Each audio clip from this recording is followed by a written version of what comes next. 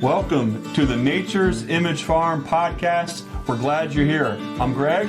And I'm Susan. And together we're raising 7 kids on the farm and learning life lessons along the way. So pull up a chair, rest your heels, and let's talk all things bees, homesteading, and the old-time ways.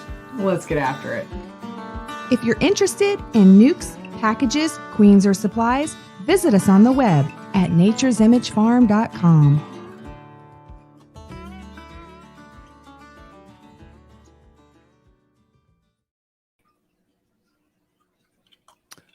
Well, welcome back to another Stream Team Beekeeping Chat. If you're listening live tonight on the Nature's Image Farm YouTube channel, if you're checking it out later on a replay, or if you're listening through the Nature's Image Farm podcast, welcome. We're glad to have you here.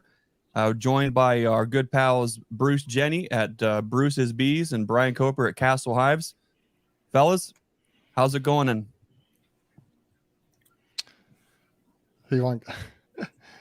it's going good here. The weather's beautiful. The bees are back from California, and it's just springtime, man. Everything's going good.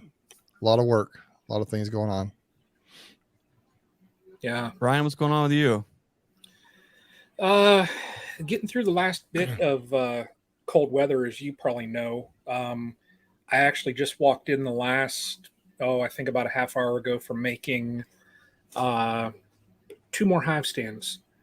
So I think I've got everything. I just got to secure some legs, and then I've got all the hive stands that I need for my splits that are going to be within the next, 5 or so days.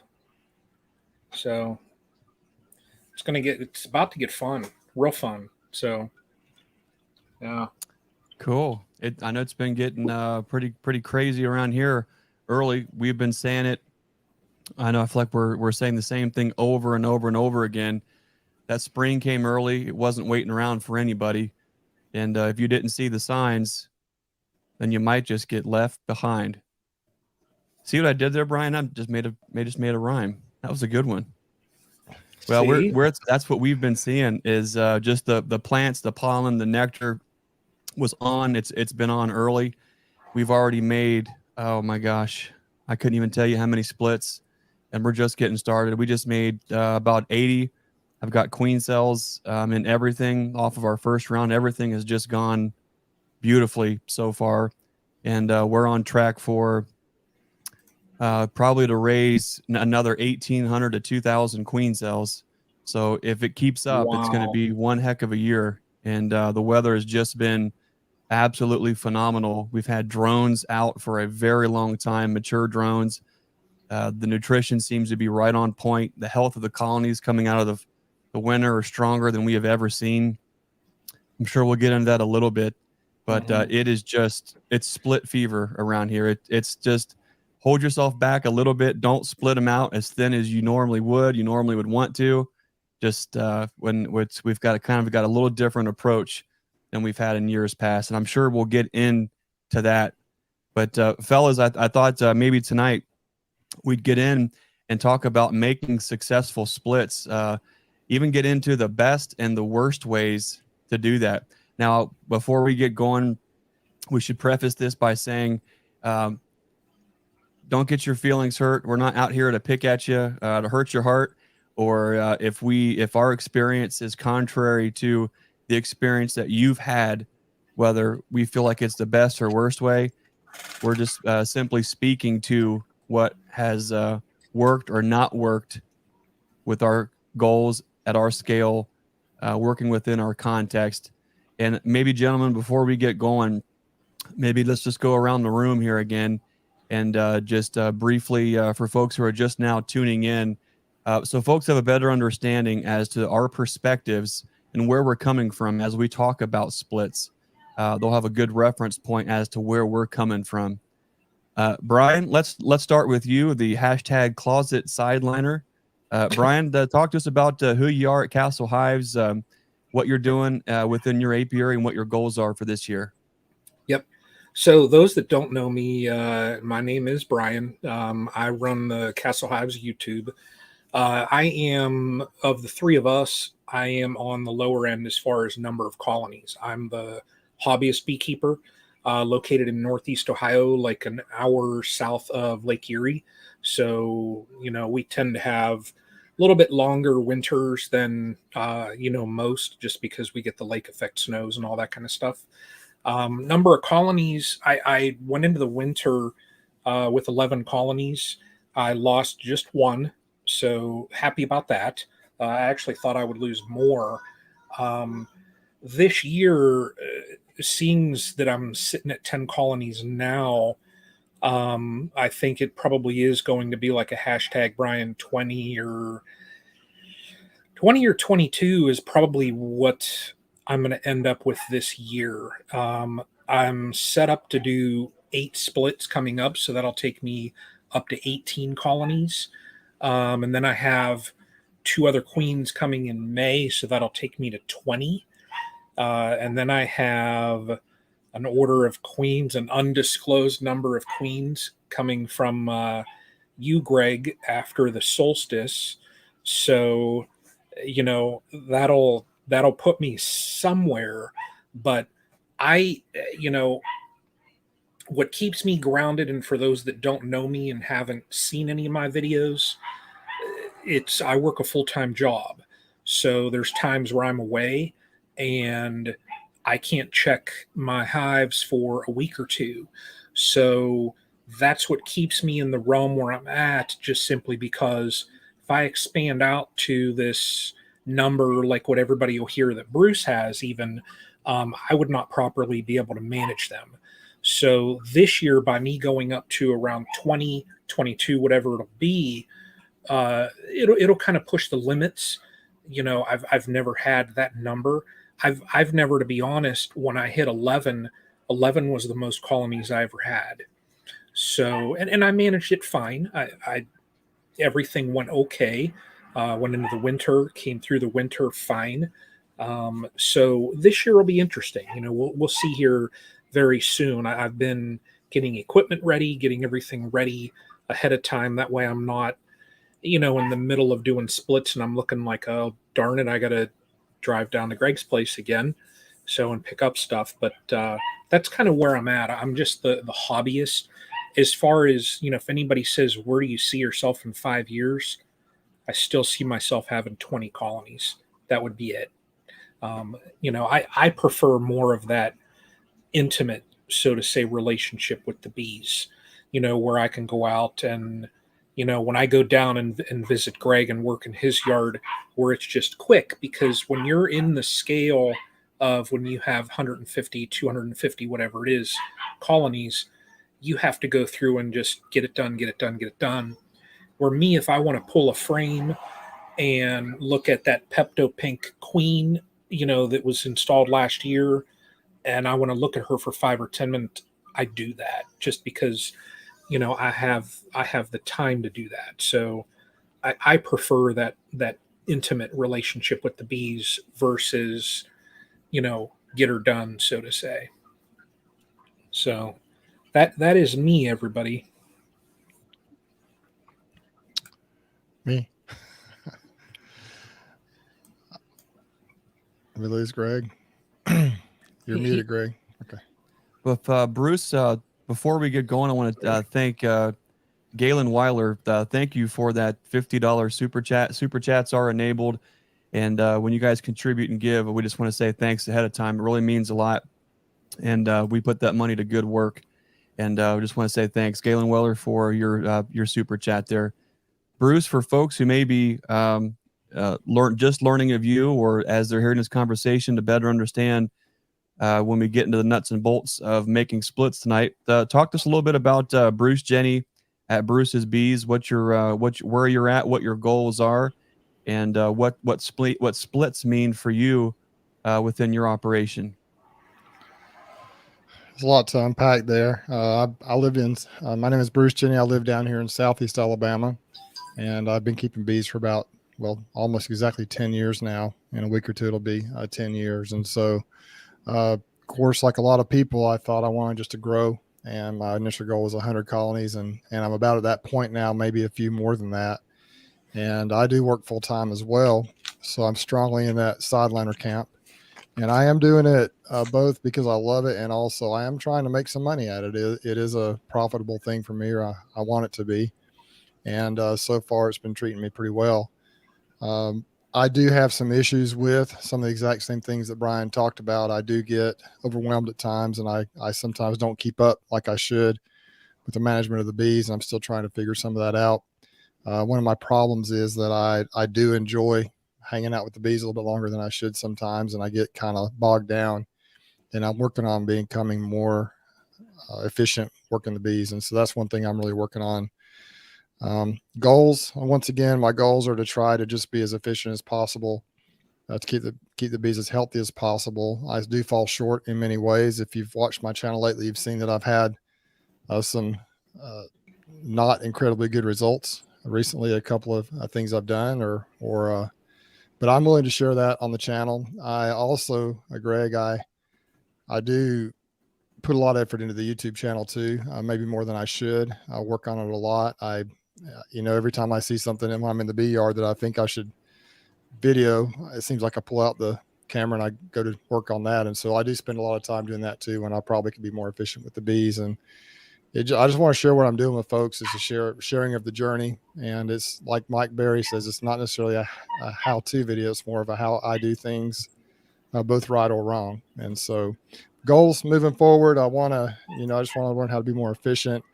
I think I'm at a pretty good number. I've got to get better at maintaining this number of colonies efficiently before I really think I can expand a whole lot. I have been up to about 150 or 160. Right now, I'm probably that 110 mark, maybe 120, something like that. And it's just kicking my tail. It's hard to keep up. I'm doing it, but it is hard to keep up. I also, I do splits. What do splits mean to me? I think they're kind of the lifeblood of any operation. I know that in a lot of businesses, they say the new blood is the lifeblood. And so I think it's important to do some splits every year in order to maintain and at least make sure that you replace the queens, keep the queens young and vibrant if you can, and try to figure out ways to do that. If you just want to have a certain number of colonies, you have to figure out a way to keep those queens young. And I'm sure we'll probably talk a little bit about some of that tonight. Brian, kind of what your plans are to keep them at a certain number once you get there, and things like that. Of course, there are opportunities out there. If you expand more than what you want, you can sell bees off. You can do different things, and I'm sure we'll talk about some of that as well. So the bottom line is I'm still trying to figure out, Greg, exactly what I want to do when I grow up. But I'm getting a little more of an idea. And every year I feel like I get behind very quickly, and then I feel like I'm always trying to play catch up, but somehow we navigate through it. And my bees probably aren't as vibrant and strong as they could be. I don't feed as much as I probably should, but I'm okay with that. I'm not trying to make, tons and tons of bees to sell or tons of queens and things like that. I just I almost prefer for them to brood down a little bit in the wintertime and then to come out of the spring in time for the honey flow. And I don't like to keep them just packed out in the wintertime, although sometimes they end up doing that anyway. Different strains of bees, the Italians and so forth, I tend to do that. But that's kind of where I'm at. I'm still trying to figure it out, but maybe we're getting there through these chats and from learning from you guys and other great folks out there. I'm maybe starting to figure a little bit of it out. Well, that's cool, Bruce. I mean, I think what's important is we all are in a little different place with our beekeeping, and not that a single one of them is greater or lesser of importance. That's just where we're all at individually with our journeys. But one of the common denominators is after you get good at killing bees, you get good at keeping them alive. And once you get good at keeping them alive, you have to make some choices in the springtime as to kind of what to do with those bees. And there is something to be said about I think a lot of the challenges with making splits, I think, come from a lot of the folks who are just getting their feet wet, trying to figure out, what do they do with this overwintered colony. They've finally gotten their bees to make it through, and they're just afraid to death that these bees are going to swarm. Just if you mention the word swarm around them, you can just see them getting anxious because they feel like I finally got these bees to get through the wintertime. I don't want to lose them. And that's a valid point. But sometimes I think we worry about that maybe just a little bit too much. And there are, I think, a lot of options on splitting versus not splitting, even in the spring, or when to split. There's a whole lot to talk about tonight. I'm not exactly sure how we'll even begin to dive into all the details. But for folks who are just learning of us at Nature's Image Farm, I'll briefly, my wife and I, we raise 7 kids here on the farm, and beekeeping is our business. We have a supply shop here near Zanesville, Ohio, where we sell, some of the basic things: wax dipped equipment, some Apame products, Hive Alive, Premier Foundation and boxes and things like that. The things that we actually use and can speak to out in the field is what we offer here inside of the shop. Our biggest kind of revenue streams on the farm is selling nukes and selling queens. To be able to sell nukes and sell queens, you have to have some kind of a handle on how to split those bees and how to make more of them and how to make mamas. That's just the simple nuts and bolts kind of equation to that.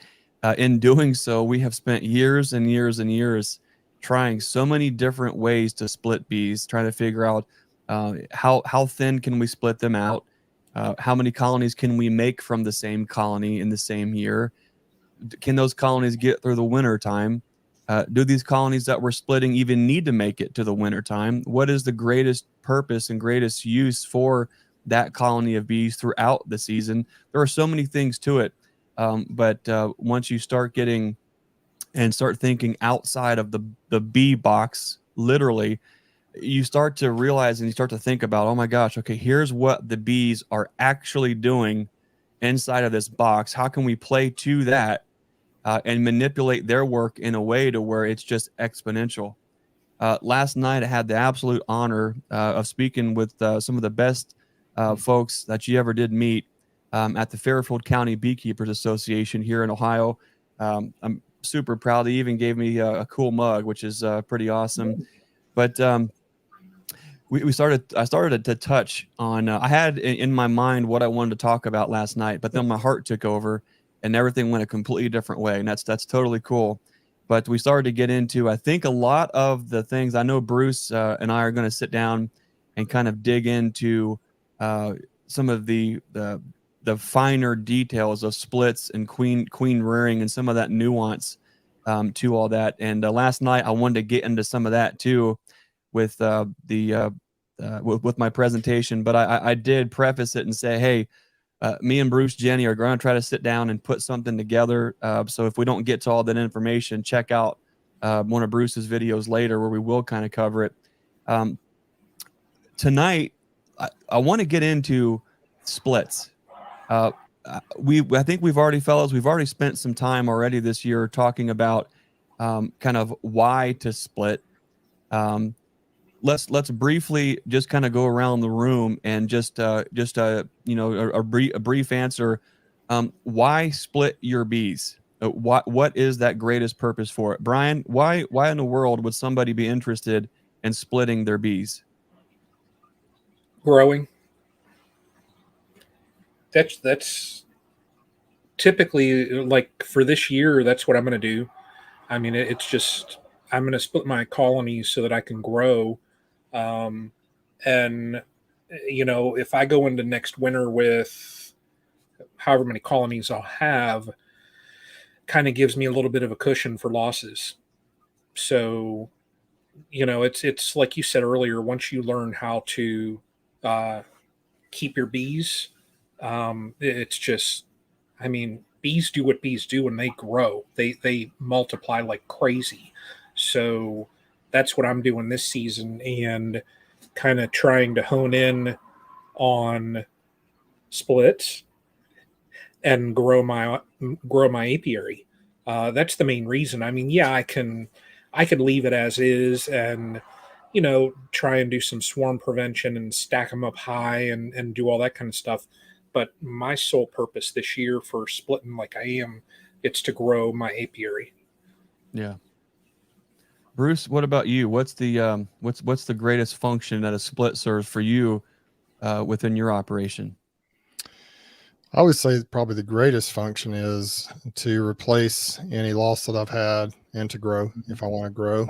But there are some other purposes for it. I think, we talked a little bit in a previous stream team chat about swarm prevention, and you can utilize it to help with that a little bit in the springtime. And I think also it helps you keep a younger, maybe it can help you quickly keep a younger average age of queens in your apiary as you replace the queens with newer queens, or as you put new queens in the splits or put them in the original location. However you do your splits, if you increase your numbers, you got to have queens for those hives, and typically those are going to be newer queens. Mm-hmm. And so there are many reasons for it, but I would say those are the primary reasons I do it, is to growth, number one. Number two, replace maybe those that have died, or maybe reverse that order. And then number three, prevent swarms. And then number four, queen age, help lower the queen age and quality. You can introduce more queens that way. Mm-hmm. Yeah, there's well, I think we're going to find out tonight. There are so many different reasons why to split, and I think once you understand why to split, the when and the how is far easier. But if the first thing you're trying to learn is how to split, man, you might be choosing the wrong method for the wrong purpose at the wrong time of year, and you might find yourself in a situation where you have boxes of laying workers, or you have boxes that are dwindling, you have boxes full of hive beetles, or you have boxes with wax moth, or you have boxes with no bees, and you're expecting increase, or you're expecting growth, or you're trying to move something in a forward direction. So that's why I kind of wanted to talk a little bit about how a split is, what is the greatest function it serves within each operation. Before I speak to that, Brian, I'm going to thank you for the super chat, the donut fund for the learning yard, buddy. It's the learning yard is growing by leaps and bounds, and we need all the donut funds we can get. So looking forward to having you down at a learning yard here soon with donuts funded by you. I am entirely bummed out that I missed the other day, but that's a conversation for another time. Yeah, no, totally. Yeah, we missed you. We're looking forward to having you. Speaking of the learning yard, I got to shout out. Let's see if I can get him to come up here. Let's see. Jimmy's Neighborhood Bees. Now, Jimmy drove all the way from Virginia to pick up some packages. Jimmy, hat tip to you, sir. It was great to shake your hand and meet you, and absolutely honored that you would drive all the way from Virginia to pick up some package bees. We certainly appreciate you, and want to thank you and your wife both for your service. So I appreciate you. Thank you very much. Hey, Greg, quick question. Buddy. What is the farthest anyone has driven to pick up a package or to come for the learning yard that you know of? Believe it or not, we've had people drive from Georgia to Ohio to pick up packages where they could have met us in Georgia, but they wanted to come up and be a part of the learning yard. They wanted to be a part of, wanted to come see the farm. This year we have folks traveling for nukes as far as I think 13 hours away. So already looks like we're shipping queens as far west as the northwest corner of Washington State, California, Texas, Georgia. I mean, all the corners of the U.S. And it's absolutely an honor that folks would entrust that very vital and important piece of their apiary to us. And we're honored to have our genetics and kind of what we feel like is our family's legacy that we're building. We're honored to have that be a part of so many folks' apiaries all across the country. So it's been a lot of fun. It's been a really fun year so far. Where splits fit into what we do, we talked about, we make nukes, we make queens, but there are a lot of different types of splits. When you think of a split, Brian, I'm going to see if I can pull this off. I really don't know that I can. Brian is the whiz. What do you want to do? Screen. I got this photo here that I just took. Probably it's 8:30. I took it about 50 minutes ago. Okay. Let's see. Share. Let's see. Share a window. Share that. Okay, let's see. All right, can you see that? Oh Can my we get gosh. that full screen? Nope, that's I don't we don't okay. So when we talk about splits, I wanted to bring up this because tonight, we've already had our first round of graphs on, and we talked about the first round of graphs. It was just on our heart that it had to be one of the lighthouse queens, one of the queens that made it through the storm, made it through the winter, and was just looking beautiful coming out of the spring. So our first round of graphs, we've already grafted from her, and those are looking fantastic, and those are out in splits right now. And tonight, as I'm cruising around looking for one of the other breeders that I'm going to be grafting from, making so many hundreds and hundreds of queens from, I'm looking through, right, and you just know the right one when you see it. And here we are. It's getting late, as you can see, with all that sun, all that western sun beating down. When I took that photo, I wish I had a timestamp on there, but it was about probably just a little hair past 7 o'clock, maybe just at 7 p.m. tonight. And Man. Bruce, you guys who are used to looking at full boxes of bees, to open up a lid at 7 o'clock in the evening, and that's what you see.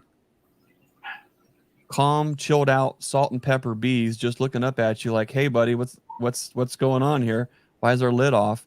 To me, it was just beautiful. I had the coloration of the bees that I was looking for, knowing exactly who the mama was. They're in doubles that are absolutely busting. As you can see, this was one of probably this was the first time I've cracked this lid open. Because the Hive Alive patties are still the empty fondant packs are still on there. Here are these bees that are looking vibrant, and they have a certain luster to them. They're chilled out, and they're busting at the seams.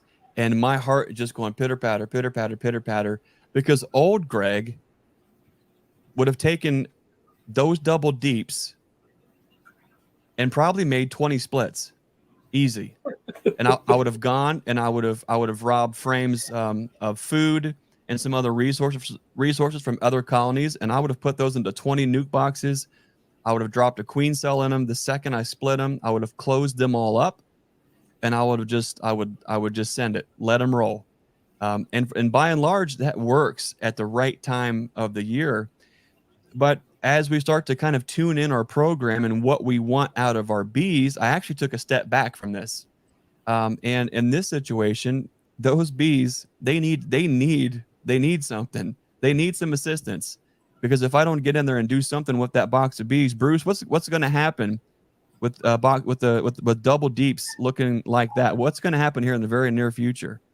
You'll have about a 10-pound swarm up in a tree somewhere. Yeah, and that's not ideal. That is definitely one way to split. So I would say probably if I have to go ahead and go on the record, well, I've got two worst ways. The worst way to split your own bees is to watch them hit the trees. That's probably one of the worst ways to split your bees. But in that situation here, we could look at this double deep configuration, and we can look at it. And when I crack open the bottom is just spitting, pouring bees. When you crack it open and just look at the bottom, you know what you're going to see. You've got drone brood all over the place, in between all the seams, and we've got charged open cups for swarm cells. Those cups are going to be closed off here in 3 to 4 days, and then in a week from that, those bees are going to be in the trees. Why does that matter? Well, when we figure out why it is that we want to split those bees, the when becomes real easy. Why do we need to split these bees? Well, they're plumb out of room. What are our goals for these bees in this bee yard?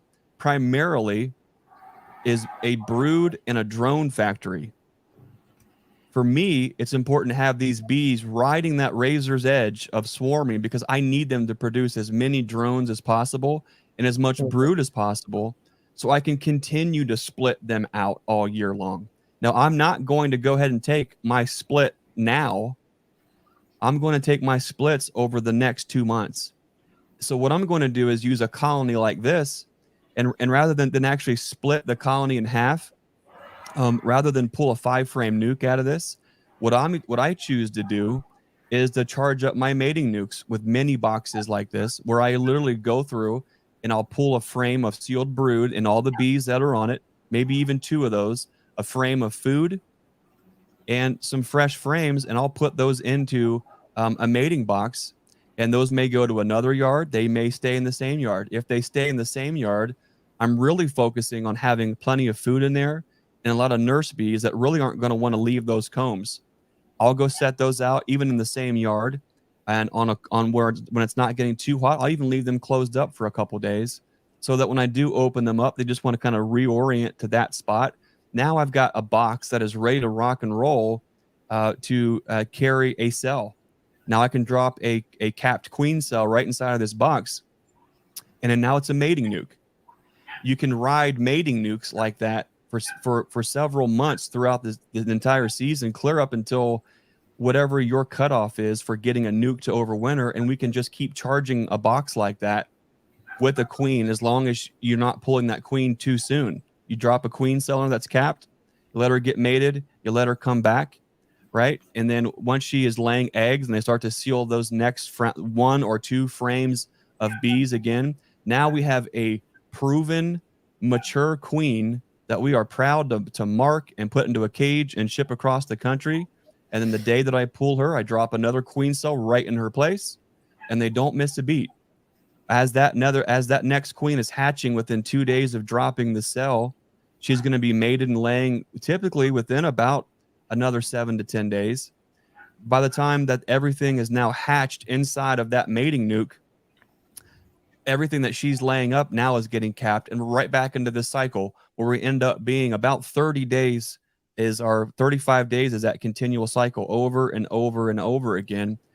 So we're making the splits from something like this on a continual basis. We're taking small gains from here over a course of time rather than just splitting that box in half. You know, we could also pull, I could pull 4 nukes out of that thing easy, could pull 6 nukes out of that configuration with some fresh frames, drop queen cells, and have some beautiful looking colonies to be able to sell to folks. So there is so many different ways to go about it, but knowing why you need to split the bees dictates when and how. And so that I wanted to share that photo because, you know, right now I'm just, those kind of things really excite me. That when I get out there and we're in that grind mode and we see things like that, those create like these huge buffers within your system where as long as you've got 40 or 50 colonies that are looking like that all the time, it's almost like dipping a cup into a river, an endless river of bees. And you have exactly what you need to make up nukes, to make up mating nukes, and then to even have some for yourself for growth. So for us, our primary, our highest function for splits is to use to mate our queens and to make nukes. And that is one simple way that we do it. Now, there's a lot more detail to it, and there's a lot of other ways that we do it. But we just touched on one of what I think is the worst ways to split your bees. And that's to let them swarm and have to get a paint pole and a bucket and get them out of a tree. That's the hard way around it. Brian, what about you? What's one of the worst ways that you have found to split bees? I'll tell you, I've always taken the easy road. And that's shake them all down into, you know, because I always run double deeps. And I'll shake them all down into the lower and make sure my queen is in the lower and put a queen excluder and let all those nurse bees in that come back up. And then you can just pull that, you know, top deep off. And there you go. You got another colony. Let that go 2 days, check if there's any cups, and put a mated queen in. I've always done that, and it's like I've taken the easy road, and it works for me. So last year, I think for the queens I had 100% acceptance doing that. So I tend to not get like that crazy with splits. I like to keep things very simple and very easy. So I don't take a difficult road. You'll see those that know me, you'll see that I like things a little bit easy, and not to detour and go down a rabbit hole. But for me, even like overwintering that 7-frame nuke, because somebody gave me a queen late in the year, so I had to pull a split off, that made me nervous just because I like those massive boxes that are packed out with 120 pounds, so that you have like a buffer, you have that cushion. But for me with splits, I like it very simple, very easy. So I don't know. I don't want any more gray hairs. Bruce, what about you? As you've tried a lot of different ways to split. I know you've tried some ways this year. What would you say has been the worst way to split bees that you've tried? That's difficult because the different methods I use, sometimes they work and sometimes they don't. I think the biggest mistakes I've made, particularly this year, the worst thing I did, I think I pulled a lot of the splits a little bit too early, or the timing wasn't right. I did have, I went into that big double deep and I split into four different hives on the same pallet back, actually, like I think it was on Valentine's Day. And they all got mated and they're doing well. There were some cells in each of those, if I remember correctly. But then just a couple of weeks later, I pulled some splits and we put cells in them, and they had a 50% about a 50% success rate, I think, or something like that. But the weather got crazy, and we had a cold snap in there. We had a lot of rain, hit or miss, and I just think the problem was, I think we had some of the queens just didn't get mated. I had, a lot of them ended up with drone layers. I feel like they were drone laying queens because there weren't multiple eggs in the cells, but all the brood turned out to be drones in a lot of those. And I did have a couple, I think, that were laying workers, but I just think the queens didn't get mated well is the bottom line. And it's because I think of the way I did it. I do think too, I try to use the new method I learned from Corey Stevens about you wait about a week and make sure you don't have it, and you break down all the cells before you put the queen cells in there. But actually, I think with cells, that might be a little bit too long in a way, because those nurse bees, everything's getting old by the time she gets mated a little bit. And so the ones that took are beautiful. They're doing incredibly well. And so it worked, but it's just, I think some of the queens didn't get back. I think they didn't get mated, or something happened with the mating process there. And it was better in like my Ozark location. I think I had a probably 75%, 80% success rate. In Slocum, it was probably about 50% or less. And at the farm in Newton, it was really bad. It was probably, it was really low. And so I don't know the location, what that had to do with it, because the weather was the same everywhere. I really don't know what the difference was, but I just think timing is so important. And Ashby Miller, when I had did the interview with him a while back on the Intentional Beekeeping video podcast / playlist on my channel here, he was really trying to keep the bees in the boxes to wait a little while to do his splits, because he wanted to make sure that the timing was right. It was a little bit later in the year and there were plenty of drones everywhere. And he is just super careful to try to do that to make sure the queens get mated well. I think there's a lot of wisdom in that. And I think it sounds to me like you're doing kind of the same thing, Greg, up there. You're really just trying to make sure everything is prime and ready to go. So many people try to jump in early. I think that happens a lot down here in the South because the weather is so warm and it's just beautiful. And you feel like spring is here, when in reality, if you just wait 2 or 3 more weeks, lots of times you have a better success rate, I believe. My mentor told me way back probably second or third year I was doing bees, I was like, I'm going to try to learn how to graft. It was February. It was one of these Februaries where it's just beautiful. Every year here, it seems like that. It seems like spring's here in February. And so I went out there, I was trying to graft and everything. He's like, Bruce, just wait till April, wait a few weeks, just wait, and you'll have better success at the mating of the queens. And there is a lot of wisdom in that. If you really want to have success early down here, I think you have to feed, like you have to just really, you have to make sure they have plenty of food. You do have little spurts of nectar coming in, and then you have dearths. It just kind of goes back and forth a week or two at a time. I don't know what's even coming in sometimes, but I think a lot of the successful beekeepers down here that split early, I think they feed pretty much consistently and constantly in the springtime. to make sure the bees have the nutrition coming in they need and everything. And I don't know if I answered your question, but the worst type of split, I think, is maybe a badly timed split. That's a lot to do with it. I do know people also talk about walkaway splits. I've done a lot of those. I've had a lot of success doing them, but you're going to have some queens out of that may not be very good. You'll have some good ones, but you may have to cull some of those, or you may have some weak ones.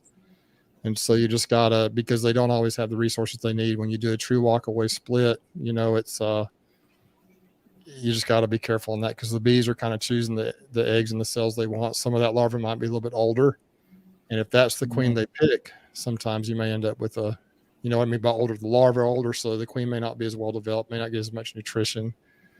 But I've done a lot of those in the past. They've worked out okay, but a lot of them haven't been very strong queens at all. Some of them have fizzled out pretty quick, and so I don't know if that answered your question. Greg, I did have a question for you about your box. The picture you showed earlier, though.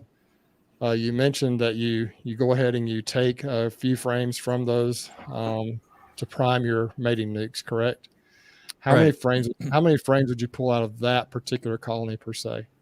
If you're gonna, if you got 20 colonies like that in a bee yard, how many frames would you pull out of that?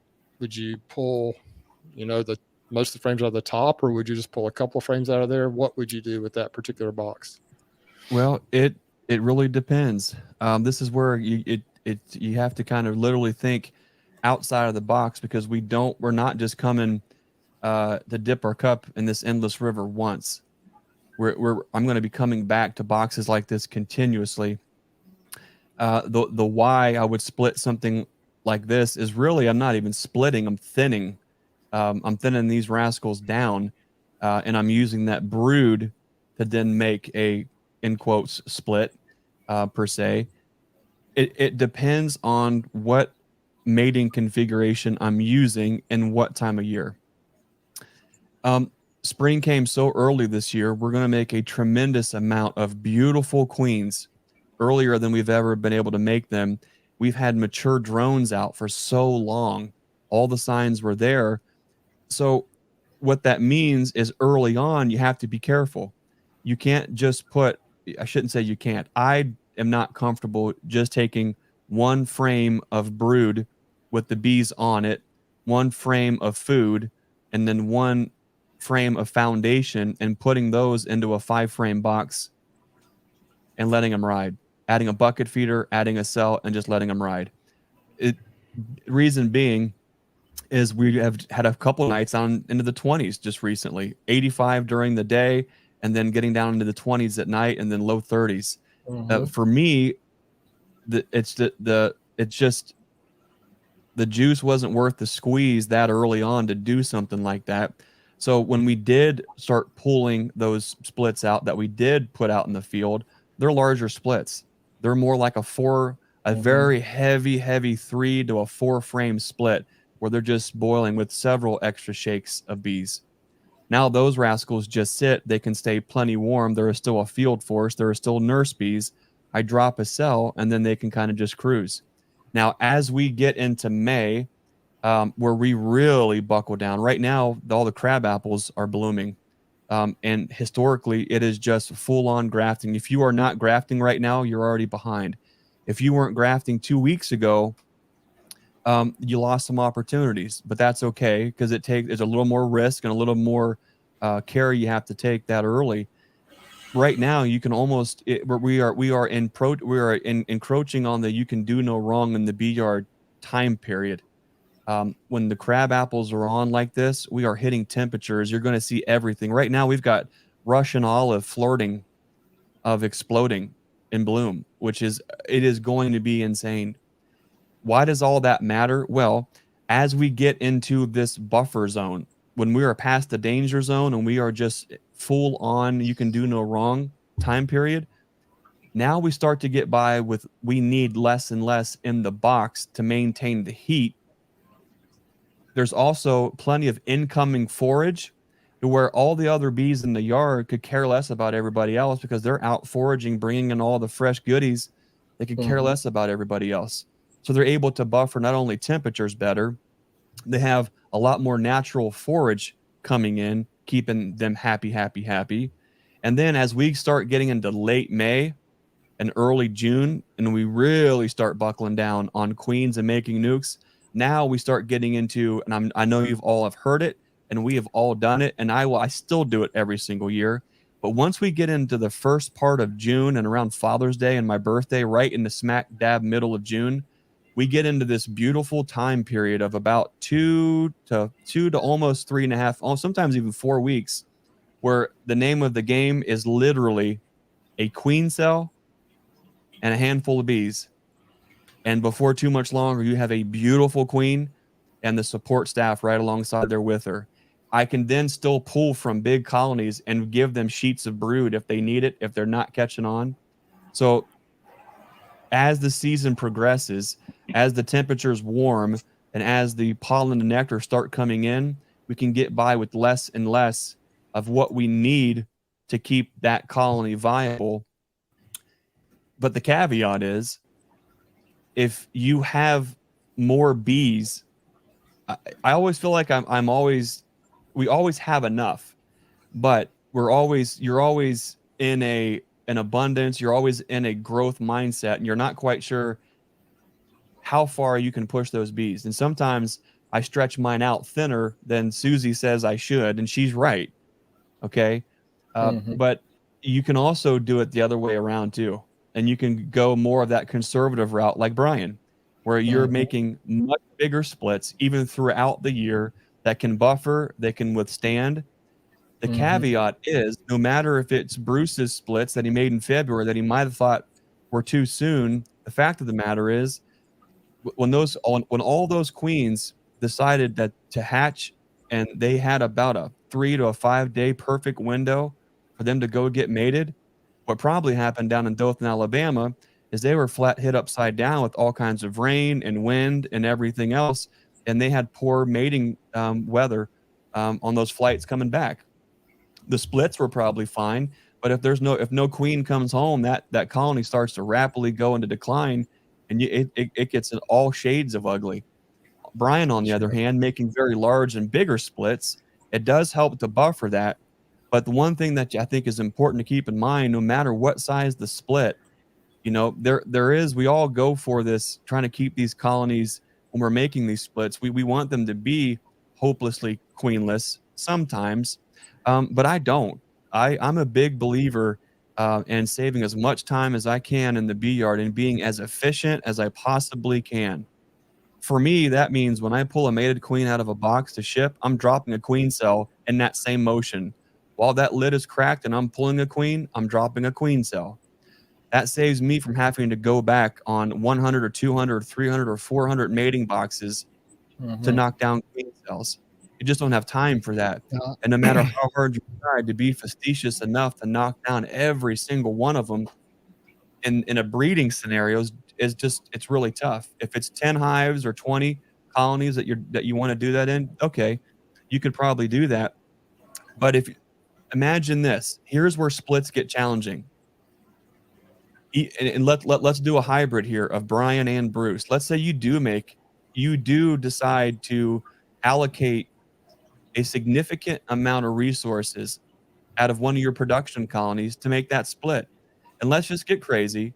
Okay. I know not everyone does it, but let's just say someone is really timid about making the split, and they just take their doubles and they just go boop and they split them out. Right. And let's say they happen to get a queen cell, or they had a queen cell, and they figure out which one is queenless, and they drop a queen cell, or they let them make a queen.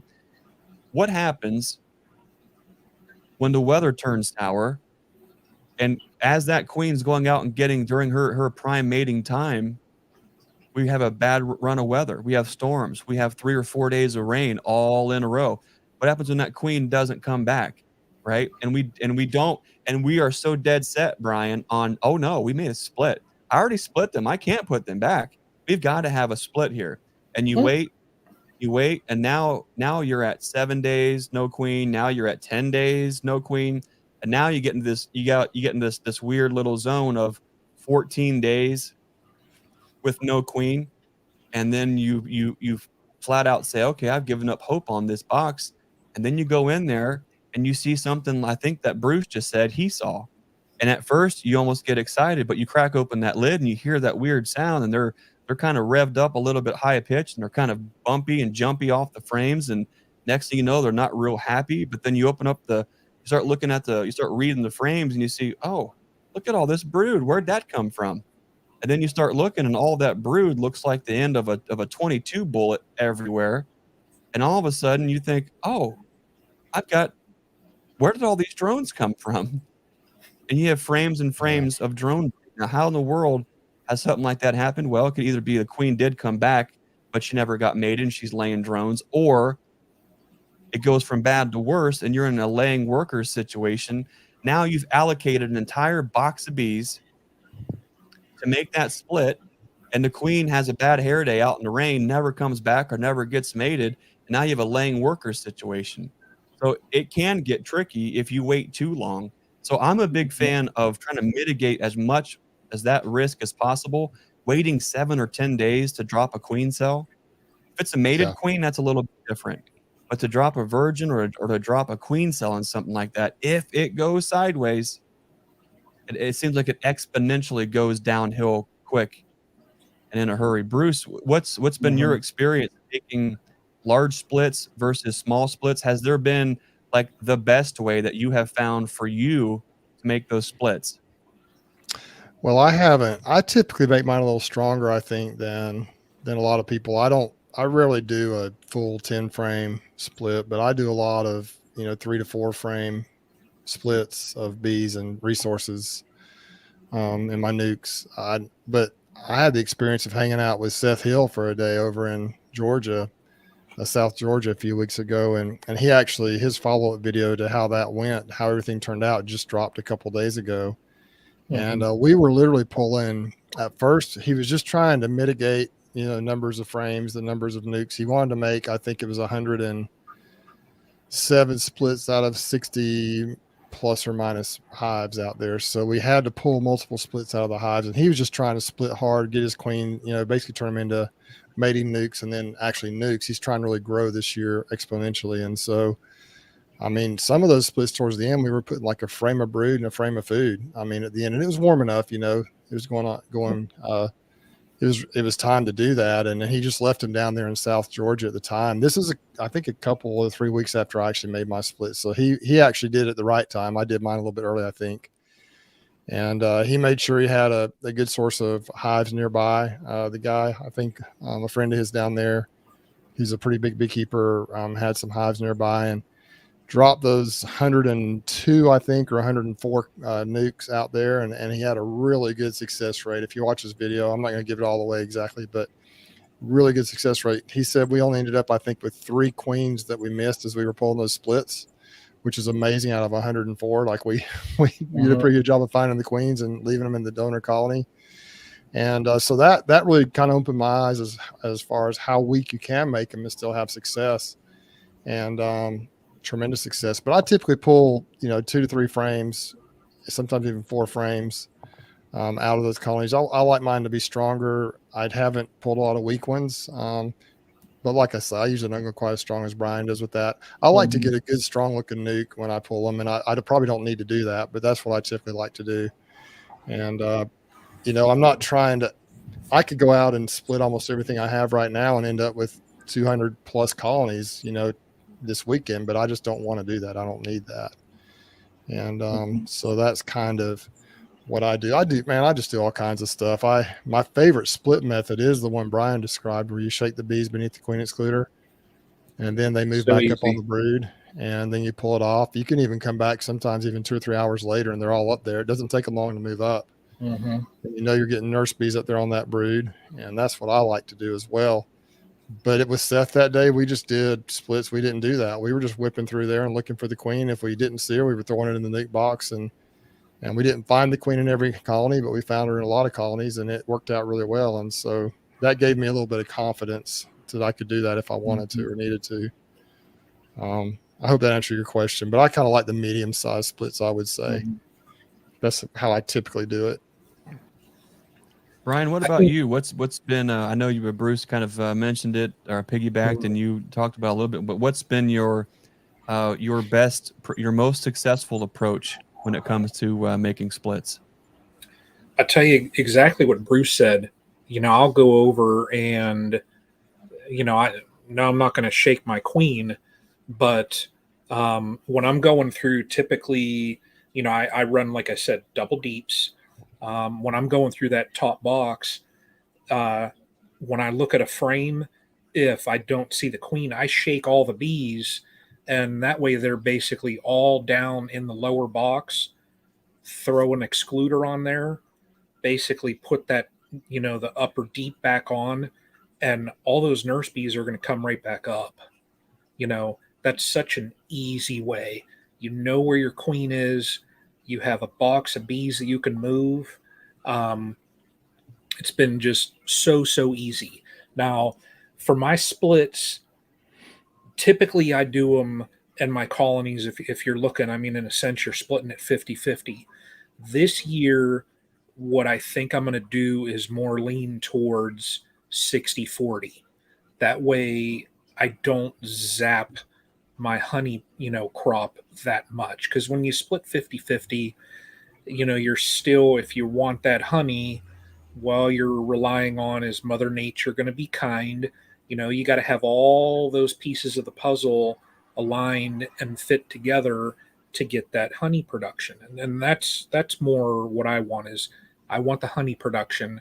I'm not into the beekeeping to produce bees and sell nukes and all that kind of stuff.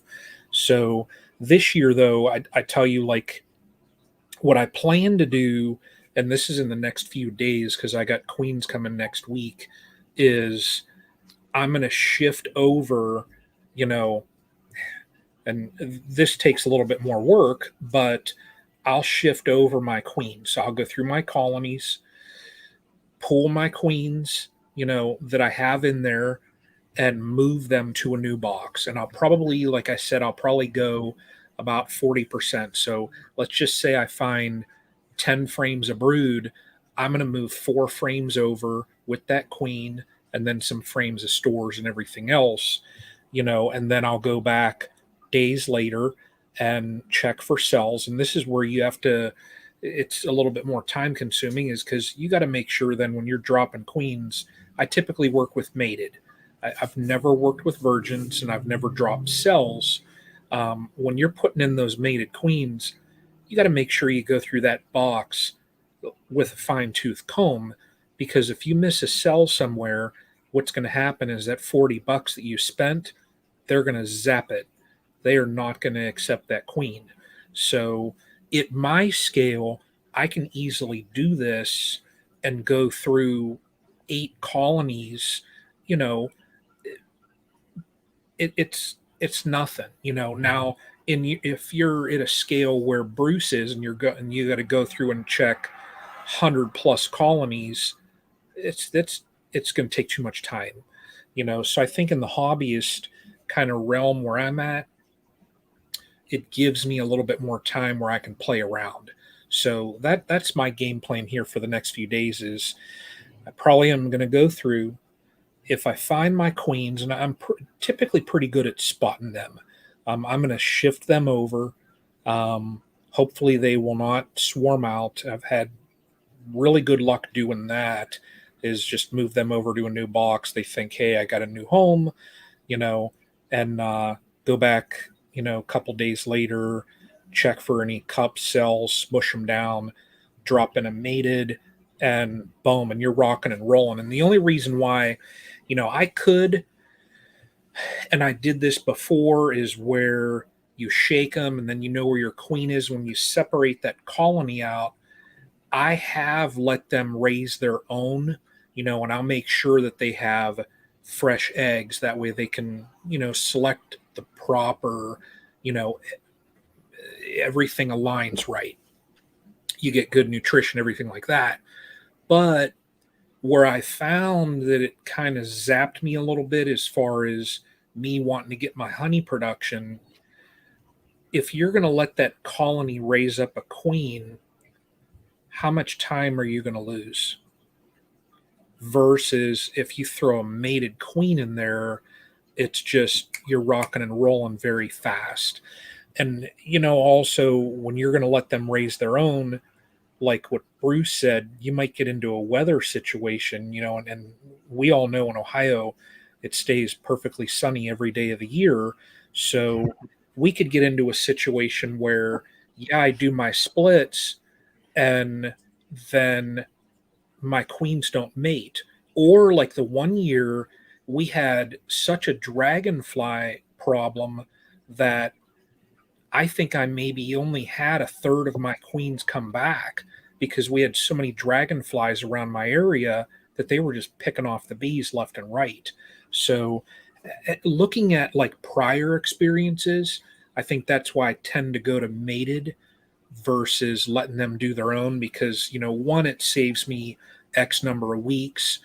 Two, well, I don't have to worry about what Mother Nature's doing or if there's any other, problems with dragonflies or any type of situation like that going on. I'll just drop them in and it's boom, and I've had good luck doing that. So, Hey, Greg, I think something to consider, piggyback on what Brian's talking about is, obviously if you have a good mated queen and she comes out of the cage and gets going almost immediately. I will say though, that if you're making a lot of splits financially, economically, cells are the way to go. If you have a reputable queen breeder and you're going to drop 50 queens, pay, anywhere from $4 to $6 to $7 at the most, $4 or $5 around here is what you can usually get them for 50 queens. That's $250 versus, at 30 or $40 a queen, you're looking at way more money. And so that is a consideration if you're trying to grow quickly. I think another advantage to doing splits with cells or even virgins is that if you want to take a strong genetic line that you want to introduce and mix it with the local bees, that's another reason to do that, to kind of work on some genetics a little bit. Of course, if you want specific genetics, the mated queen is the way to go. If you want to bring in an outside queen and you're looking for those genetics, like for example, Greg, when we brought your queens in last year, hope to get some more maybe later this year. But if I want the Appalachian mutts, the Appalachian Caucasian, whatever you call them, the Caucasian Appalachian bees that you have, then you have to get them mated queens, or else they're going to mix with what you have locally, and they won't be as pure of the genetics and the traits that you want. And so there's so many things to consider. That's just a couple of extra thoughts that I thought I'd add in there when you're talking about queens. The queen is the lifeblood of the hive, of the colony. And so, I think you have a little bit more, and Greg, correct me if I'm wrong, you have a little bit more flexibility if you put a mated queen in there, because if she comes out of the cage and if she starts laying before long, that is going to be her colony, and those bees are going to act the way that her genetics are going to act. And so if you can get her out, get her laying, and get her through that initial couple of weeks and get some of that new brood emerging, then that colony becomes an entirely different beast, whatever it is that her genetics are. And so that is the best way, I think, to assure success if you're trying to, if you're looking for specific things with your bees. The other thing, Brian, you mentioned about honey and splits, that is a definite consideration. Down here in the South, if you do some reasonably early splits and you make them fairly strong, a lot of these splits we make down here will make a fair amount of honey. And if you do strong splits, like if you take a double deep and make it into two singles, it's almost like they don't skip a beat. It's kind of crazy. Like these bees will swarm, and sometimes it'll be a decent sized swarm, and sometimes I can't figure out which hive even swarmed because they seem to just rebound so fast. If I don't witness that swarm and get in right away, and that brood emerges, sometimes you can't even hardly tell which hives even swarmed. And so down here, they just build up, kind of like Greg in that peak time you're talking about. I think they can rebound so fast. But those are all things. If you split that huge colony Greg had into 12 colonies, obviously they're not going to get a lot of honey off of those. But if you just take it into two, if you were to take that thing and split it into two big, strong colonies packed with bees, I think those would make almost as much honey, maybe even more, the two of them than the one hive would. I don't know if that's true or not, but I think that they would produce a lot of honey between those two. Oh yeah. There's a lot there, and I think there's so many things that I do want to cover, and so I appreciate your guys' thoughts on that. This goes so many different ways. an open cell, a 2-day cell versus just a cap cell versus a cell that is ripe and ready to hatch versus a virgin queen versus a mated queen. We could have an entire episode chasing all of those, the nuance there. Whether you look at your colonies as an asset or not, whether you accept it or not, and whether you appreciate it or not, bees are in abundance. They're a resource they always are wanting to move forward. And if we can play to that, they can exponentially keep going. The things that we're doing and meddling and manipulating and the things that we're doing, we're creating massive speed bumps right along the way. And sometimes those speed bumps are pretty intense. And not only is it going to shake the bees off the frames at the bottom of the box, but we're going to start losing bees the longer that time gets away from those manipulations. There's several things here to kind of unpack. If you are a big fan of walkaway splits, we still love you. We really do. We're not here to beat you up. We're not here to tell you what you're doing wrong. But I want to paint a picture here of a walkaway split and what that actually is, and when it maybe isn't appropriate. I know Bruce and I think we're going to uncover when Bruce and I get together and we talk about queens and mating and things in a little bit more detail. When him and I get together on that talk, I think a lot of this will make more sense. But I coming from, what part of the country are you in? How long is your beekeeping season? I can tell you without a shadow of a doubt that here in Ohio, it's not long enough. I feel very often that, man, I am cutting our business short by operating out of Ohio because we're late and we're early to close up shop. That's just what it is. Our bees stay in Ohio, so we're working within those constraints. We can't afford. I cannot afford a 7-day law with any colony trying to have beekeeping as a business. I am all everything full. So what I want you to picture is a walkaway split. Let's see if I can get this rascal back up. Let's say we take this box right here, this double deep that's absolutely busting, and we do a walkaway split. Let's just say we split that box in half, and we're looking at a 4-way void on one of those pallets, and I just move the box over, right? And I walk away from it, and I let them figure it out. Can we do that? Sure. Will they make a queen? They probably will. How long will it take them to actually go through the entire process of recognizing that they're queenless, starting to make the queen cell, capping the queen cell, having a queen cell emerge, having that queen go on a mating flight, have that mating flight, have her come back, start to mature, start to lay, and then how long is it going to take before her first eggs are now capped off and are hatching? Okay, that versus a cell versus a mated queen. Well, if I split tonight, if I just split that colony in half, fellas, how long does it take those bees to recognize? We actually talked about this last night with the Fairfield County folks. How long does it take that colony if we just split that box, just move it on a pallet done before too? I just take it off and I just set it down on that empty spot. How long does it take the queenless box to recognize that they're queenless?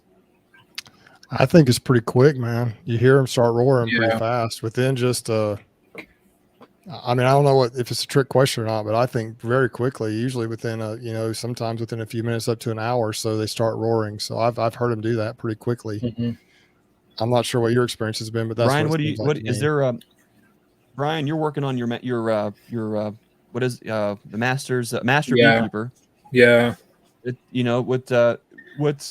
there have you came across that in your curriculum yet? Is there a University of Florida says this long it takes? I have not seen that yet. Okay. And there's somebody on there, Jay says 20 minutes. I know it is very fast.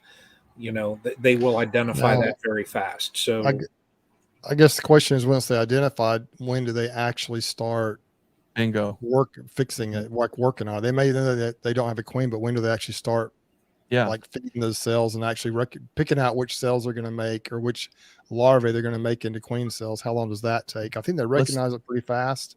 Yeah. But then there's a process that has to take place before they can actually start drawing those queen cells out. If we are taking this colony, right, I could that you know what that colony that we're looking at does a beautiful job of? A starter finisher, right? And let's say Yes, I were to absolutely. put that colony in that situation, and let's say I've got the queen. I find the queen, I put her in that top box, I put a double screen board in between there, so everything in the top box along with the queen is they now have an entrance on the back or the side of the box. They're flying out. They're going back home into that bottom entrance that they're normally used to. 24 hours, I'm coming back and throwing grafts in that rascal. And you know what they're doing? They're going to town immediately. Within 24 hours, they are automatically going to town on a cell frame or a frame of 45 grafts. Right? They're going bonkers on it. But if we back up to the day before, if we were just making that walkaway split and I take that box and I set it on the pallet next to me or the hive stand, and I put a pretty healthy puff of smoke between them, how long does it take those bees to recognize they're queenless? Seconds.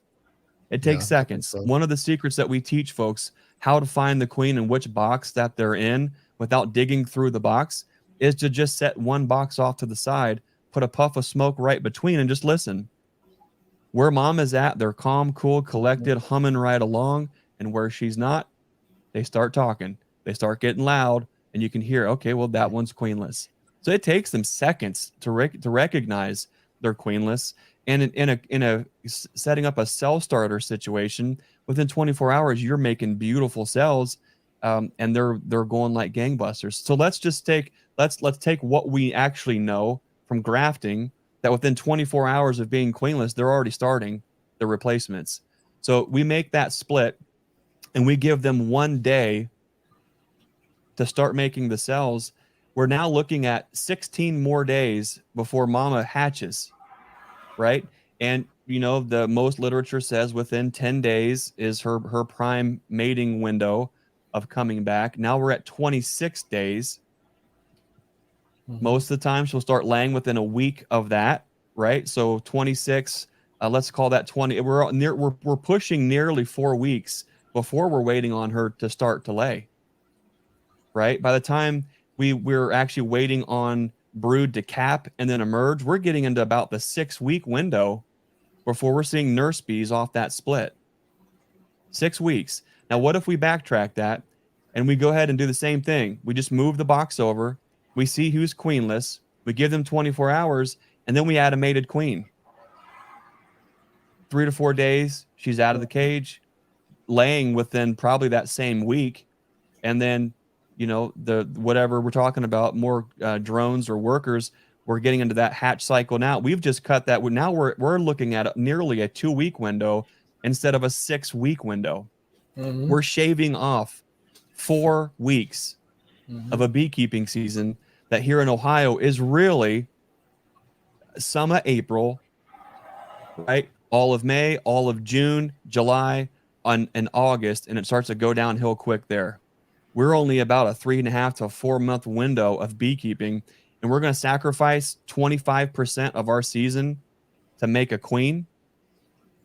In my mind, time is money, and whether your bees are a business or not, that's a lot of time to lose for that mating opportunity. Now, yeah, you might say, well, that's great, Greg. You make queens and you sell queens, so I'm sure you want people to just buy queens.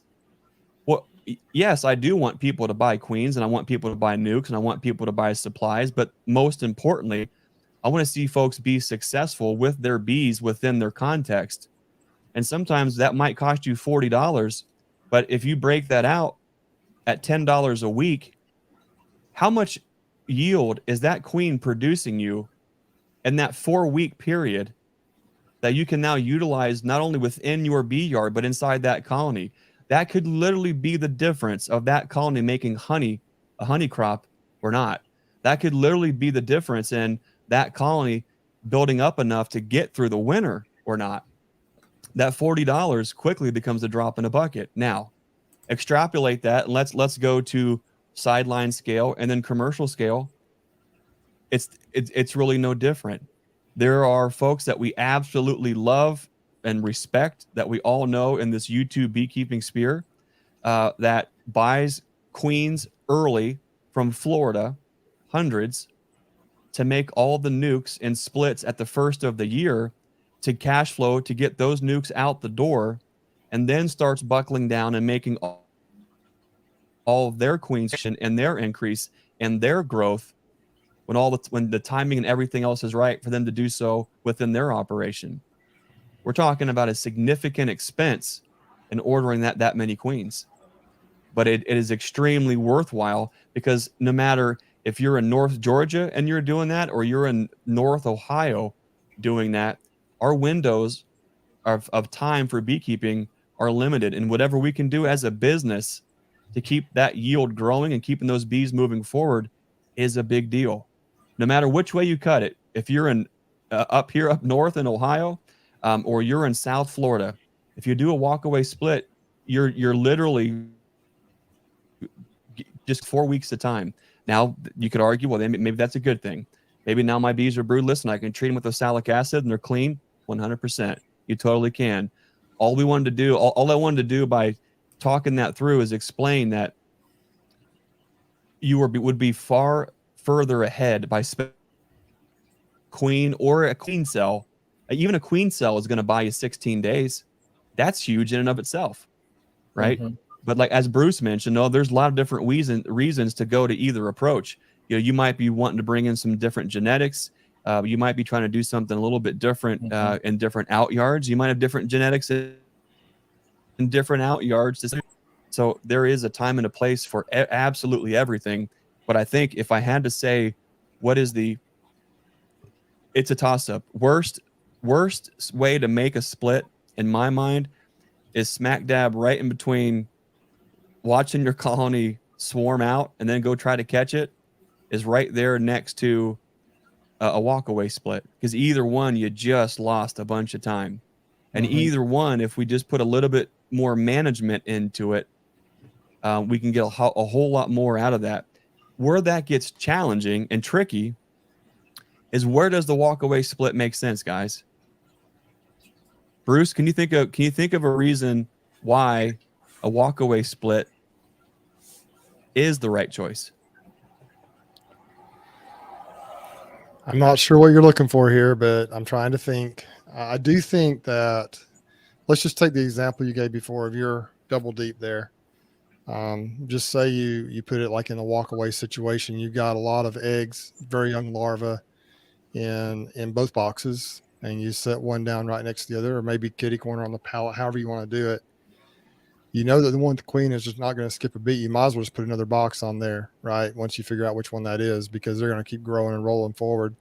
But the other one is going to have the opportunity to make tons of queens in there. If it's a big, strong colony like that, plenty of resources. You got the food, you got the brood, you got the nurse bees.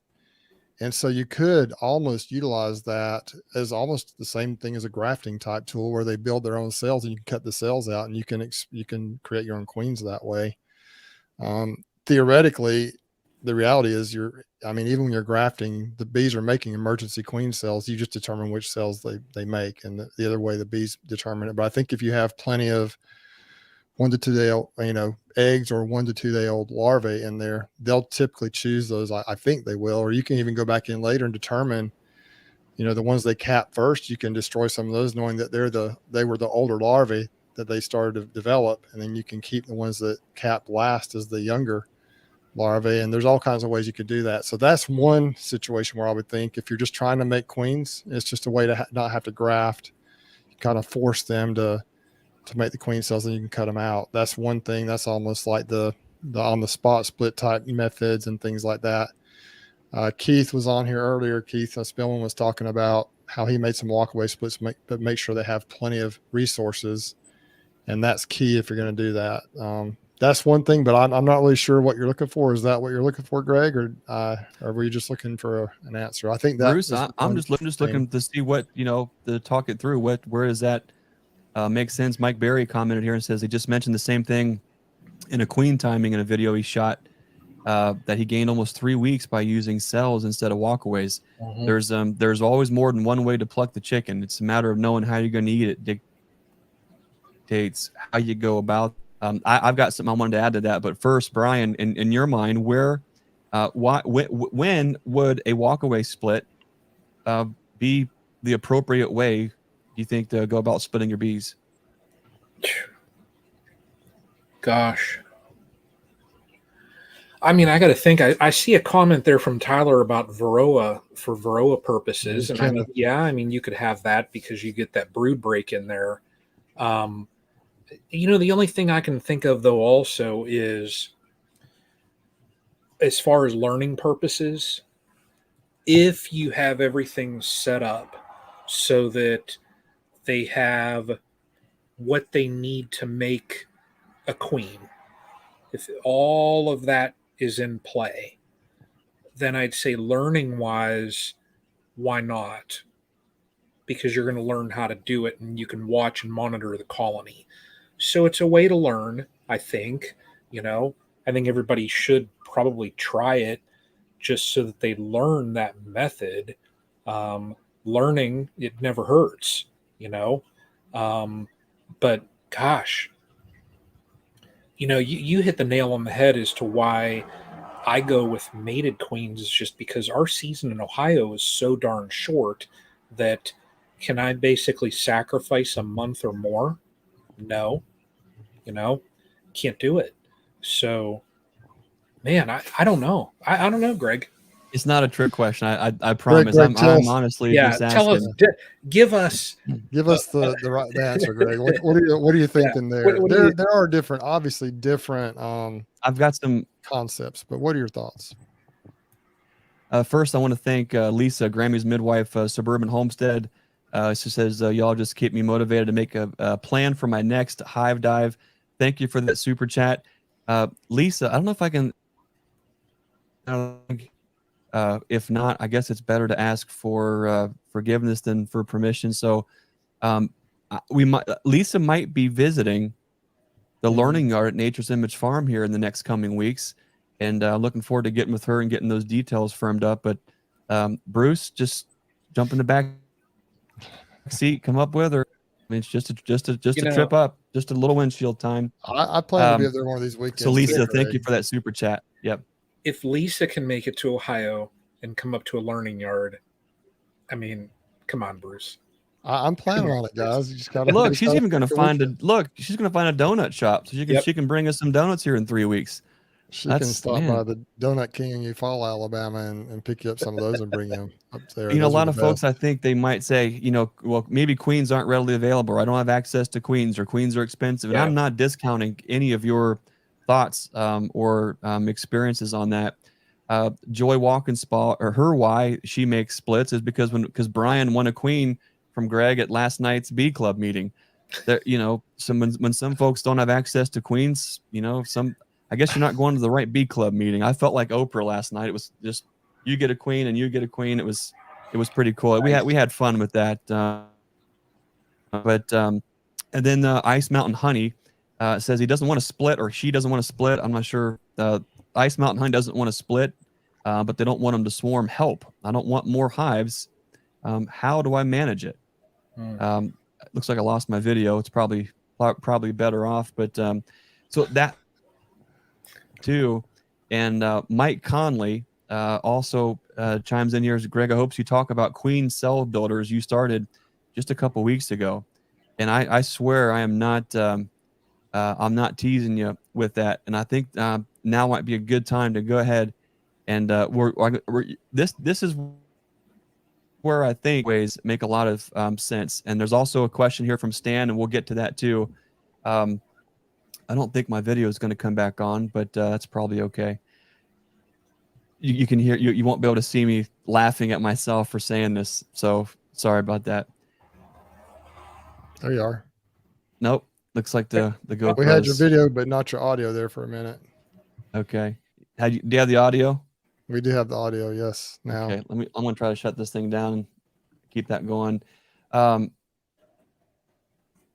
gonna stick with the audio here. Just give me 1 second here.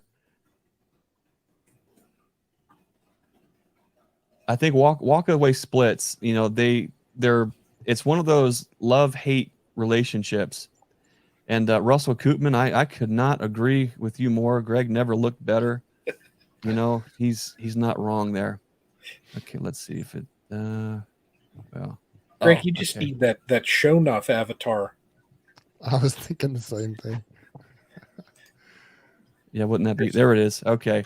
Not that you need my face, because I think my word's like 8 seconds behind anyways. So when here it is, Brian. When is a walkaway split appropriate? Well, truth be told, I don't think a walkaway split in and of itself is ever appropriate, just because there are so many better ways to make splits where you're getting a lot more yield way faster. Now bear with me. Where does a walkaway split actually make sense? Using it, but not as a walkaway split. Bruce, can I tease just a little bit about what we were going to talk about in the future? Please do. Okay. So Bruce and I had the conversation, right? And it has to do with queens. And one of the things that I continue to tell folks is, one of the questions I get right away from beginning beekeepers is, what's the best grafting tool? What's the best cell starter? What's the best all these different things, right? And they're getting for the horse. And I'm not discouraging folks from grafting or rearing queens, but here's a really neat trick, and that gets to the cell builder situation that the question a little bit earlier. If I can pull the screen up again, let's see. What if I took this colony right here, and I actually did it today, okay? And what I do with this colony could go a bunch of different ways. But I selected several of my breeder queens. I go through, and when I find a box like this that just cruised through the entire winter, they ate a little bit of that Hive Life fondant, and now they're busting out this, getting ready to explode, knowing the genetics, knowing everything, what all they went through for the entire year.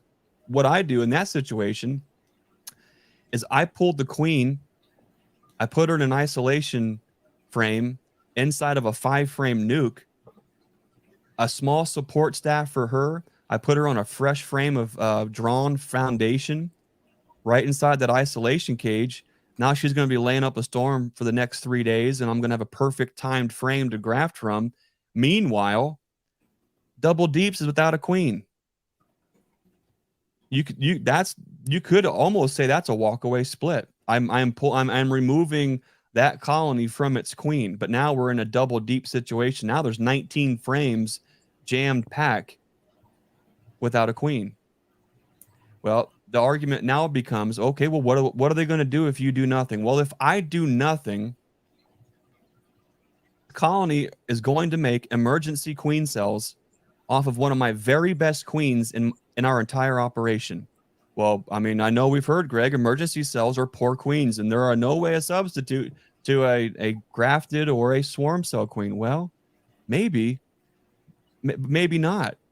Here's what I have a difficulty understanding when folks, when they really do go down that road, is if we're grafting and we're scooping that third day larva and we're grafting that, the only difference is how that egg was laid and where it was placed in a queen cell, and if there was any kind of a nutritional difference in that time frame. Now, is there? A lot of folks are going to argue, yes, there is. There is 18 peer-reviewed papers that say there's a 22% variance in performance over the course of. Is there really? So, one way you could go about this is you could just pull a queen from that colony, and now have this colony we're looking at make us 20 queen cells, and have them cap it and split that to Kingdom Come. You could 100% do that for your own operation and for your own use, and see what they do. And you'll find that they are stellar, beautiful, highly productive queens. But now, before there's weeping and gnashing of teeth, let's just back it up, okay? Let's take this to a more let's just say peer-reviewed and accepted approach that nobody does. But Bruce and I had talked about it. So let's say we do go ahead and do that. We go ahead and pull a queen out of a big, beautiful box like this, And let's actually do that in 2 boxes. Let's pull 2 beautiful queens out of 2 busting at the seams boxes, and let's put each one of those queens in a small 5-frame nuke. Okay, but let's do it in a little different of a timing. Let's pull one of them 3 days earlier, followed by pulling the queen out of the other box after 3 days.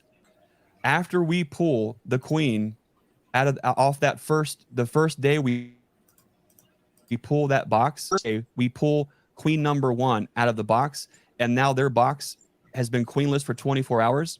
What if we dropped in a frame that has 1 day, 2 day, and that 3rd day, that larva, all on those frames from another colony, and we drop that right inside of that box and let them get queens when they have day-old eggs to do it? What kind of queens do you think they would produce? Beautiful queens. And we let them do all the work. That's one way to think about it. The other thing that we could do in this situation is I could leave this box absolutely jammed. Add them. But if I were to let them go even further, I could have cut maybe 30 swarm cells out of that box. And if the hiccup here, and if the argument is, well, somehow the bees are giving a slightly better nutrition over a course of 6 hours when they are dedicating that egg to a queen cell or not, okay, maybe that's true. Maybe it's not. But I would almost say if you're running these bees for honey or your own production and they're not queens for sale, I'm just going to throw this out there. I want you to try it. And I'm going to nearly guarantee you that you probably won't ever see a quality difference or a performance difference. And the reason I say that is we did that for years and years and years. We always gave everybody our best queens, and what was left was what we kept building from and building from and building from. And what we found is a super resilient attribute that those bees had. So about this, there are so many different ways to make queens and to utilize queen cells. So where is the walkaway split appropriate? Well, I think it's okay to go ahead and make a huge split, to take a box and put it off to the side. But to walk away from it and to wait 4.5 weeks, 5 weeks before we have nurse bees hatching out of there, man, I don't know if I'm a big fan of that. But letting the bees do all the work first, just take one of those boxes, let them crowd them out until they have swarm cells, and cut every single one of those swarm cells out. Add that walk away, split that thing to kingdom come in 2 or 3 framers into little mating boxes all throughout the yard, and then drop those swarm cells in all those boxes. I don't think anybody can argue that those would not be some of the finest queens you would ever see in your yard ever, especially if it is from a super awesome queen from your yard. Crowd them out, let them make the cells, and then cut those cells out and split them out. You're talking about making a lot of queens.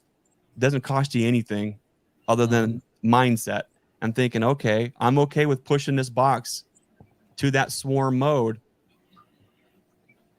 then just bust them down to kingdom come. Just absolutely annihilate that entire colony and split it to kingdom come, and then just go put mama in a little 5-frame nuke box and let her keep building.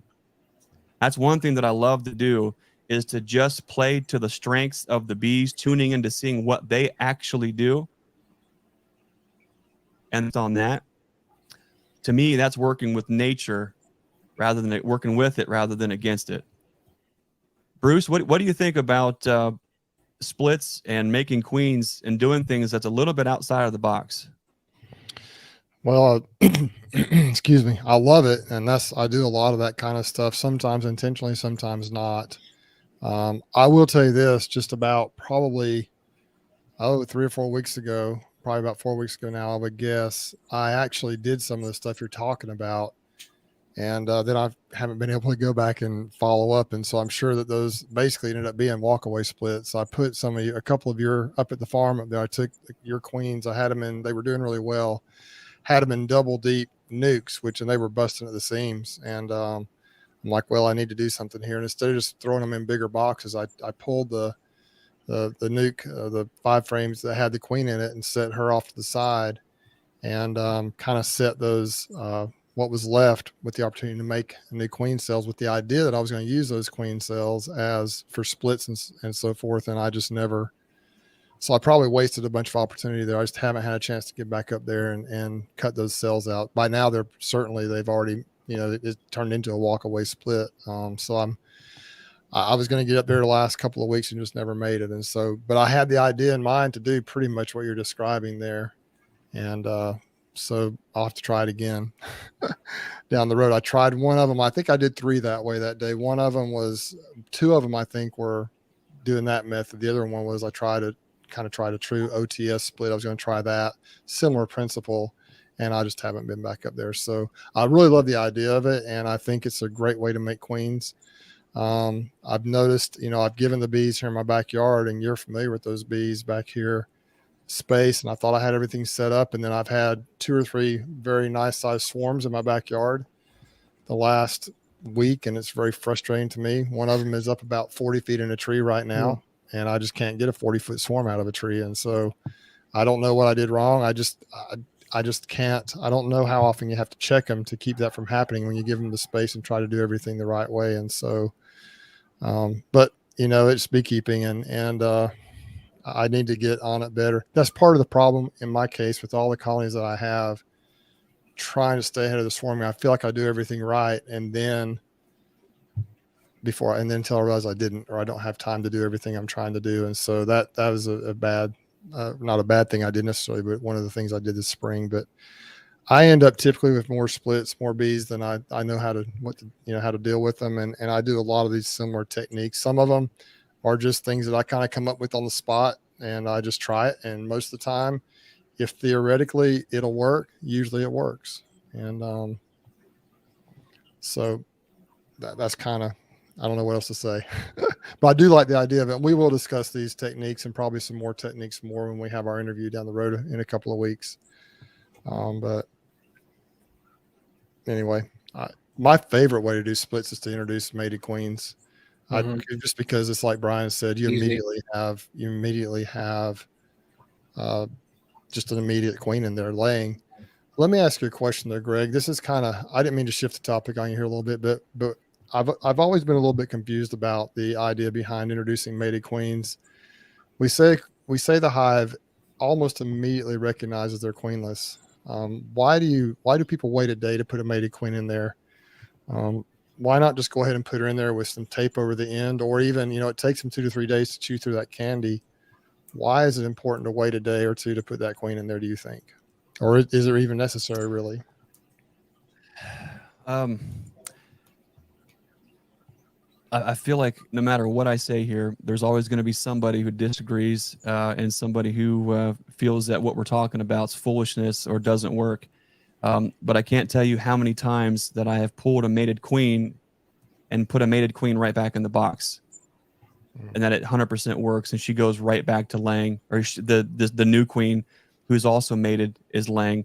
There's something when you're pulling queens from mature colonies with a proven beautiful brood pattern. When you pull a well-mated queen out of a box, I have found that you certainly can add another well-mated queen right back to the colony without missing a beat at all.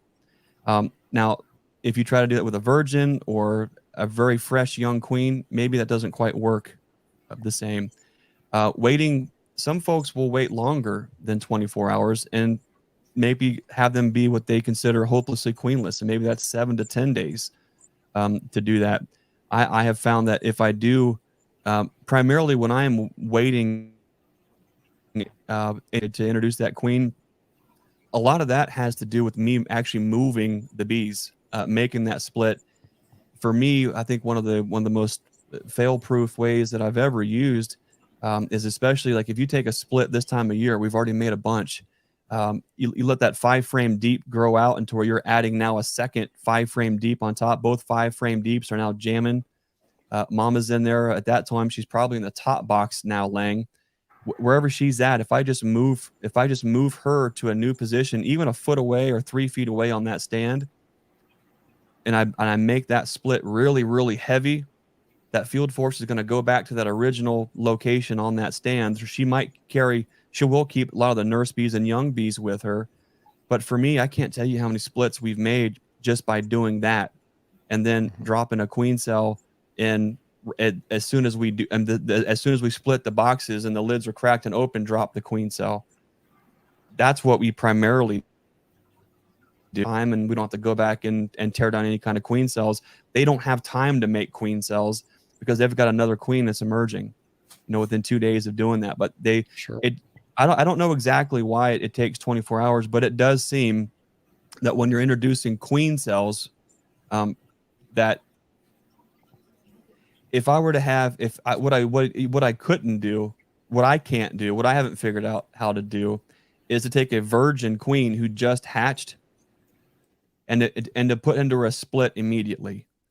Whether it's her pheromone or that scent that they're passing around through each other, there has to be, it seems, some amount of time to pass before that is no longer circulating through the colony. So the 24-hour period, I think, has a lot to do with that. Introducing another mated queen within a cage, I think, is even trickier on that time frame. And that's where 1 to 3 days away from that split probably makes a little bit more sense. 24 hours is I think probably for the most part is definitely safe for a queen cell. To add a mated queen, we've done that too, and it works. But I think when we get into that 3 days queenless to 5 day range, there seems to be a lot higher take. No one's getting balled inside of their cage. What do you guys think? What's up with why exactly, or is there a required interval that a split or a colony needs to be queenless before they will readily accept a cell or a queen? Well, Brian hit on it earlier. If you wait more than a couple of days, they're starting to create their own queen cells. So you got to break down those cells if you put a mated queen there. Last year I ran into that a little bit when I made a bunch of splits, and I got like 20 or so from Jose and about 20 or 25 from Josh down here in Florida. And I went through, it had been, I made the splits on a Friday or Saturday, probably a Saturday. I introduced the queen cells on Tuesday and Wednesday the following week. I just couldn't get the queens, the mated queens, Tuesday and Wednesday the next week. And going through them, there were quite a few queen cells that had been made. And so I went through and broke out all those cells that I could. But it was getting dark. It was after work. And so I just, when it's almost dark out there and you're shaking bees off the frames to try and break down cells and you can't see anyway, it gets pretty wild. And the bees aren't happy about that. It's okay in 2 p.m., but when it's about 7 o'clock at night and it's almost dark, they are not happy. And so I've just missed some. And I feel like that the colonies where I missed those cells, they did not take those queens. They ended up making their own queens in those. I went through and a few days later and checked for the mated queens, like a week later, or maybe even 10 days later. And several of them didn't have queens in there, but they did have the queen cells that were either on the verge of emerging. I think they're about on the verge of emerging. And so you got to make sure, I think, if you wait that amount of time, that they break down any cells they're building, because it's almost like they want to choose their cell over the mated queen. But I don't understand why it's, you put them in a cage and they're in there in a cage and they've got the candy. It takes some time to chew through. I don't understand. It's just something I don't understand, is why the acceptance rate wouldn't be good if they have, that amount of time in there, 2 or 3 days to get used to that queen. I don't know why it is. If it's a fact, then it's fine. I just don't understand why that is.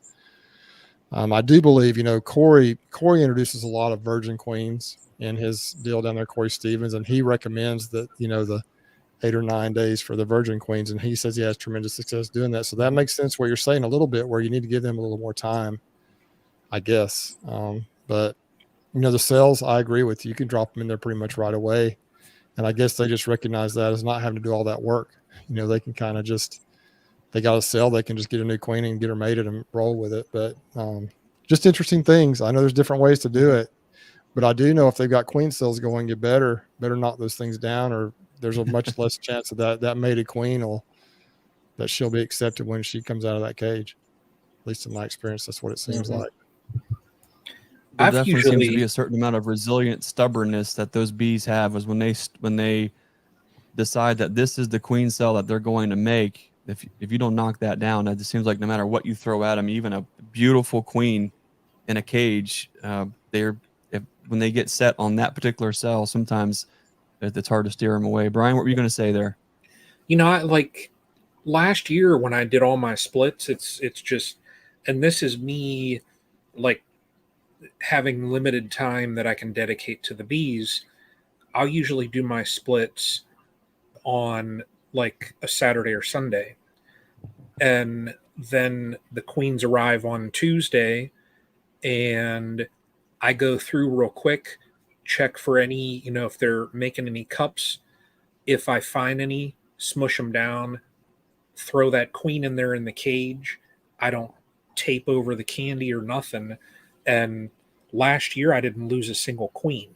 This year now, because of weather, I think I'm probably going to have to start my splits Friday, just because I think Sunday in Northeast Ohio, we're going to have a high of, I think it's going to be like 47 degrees as a high.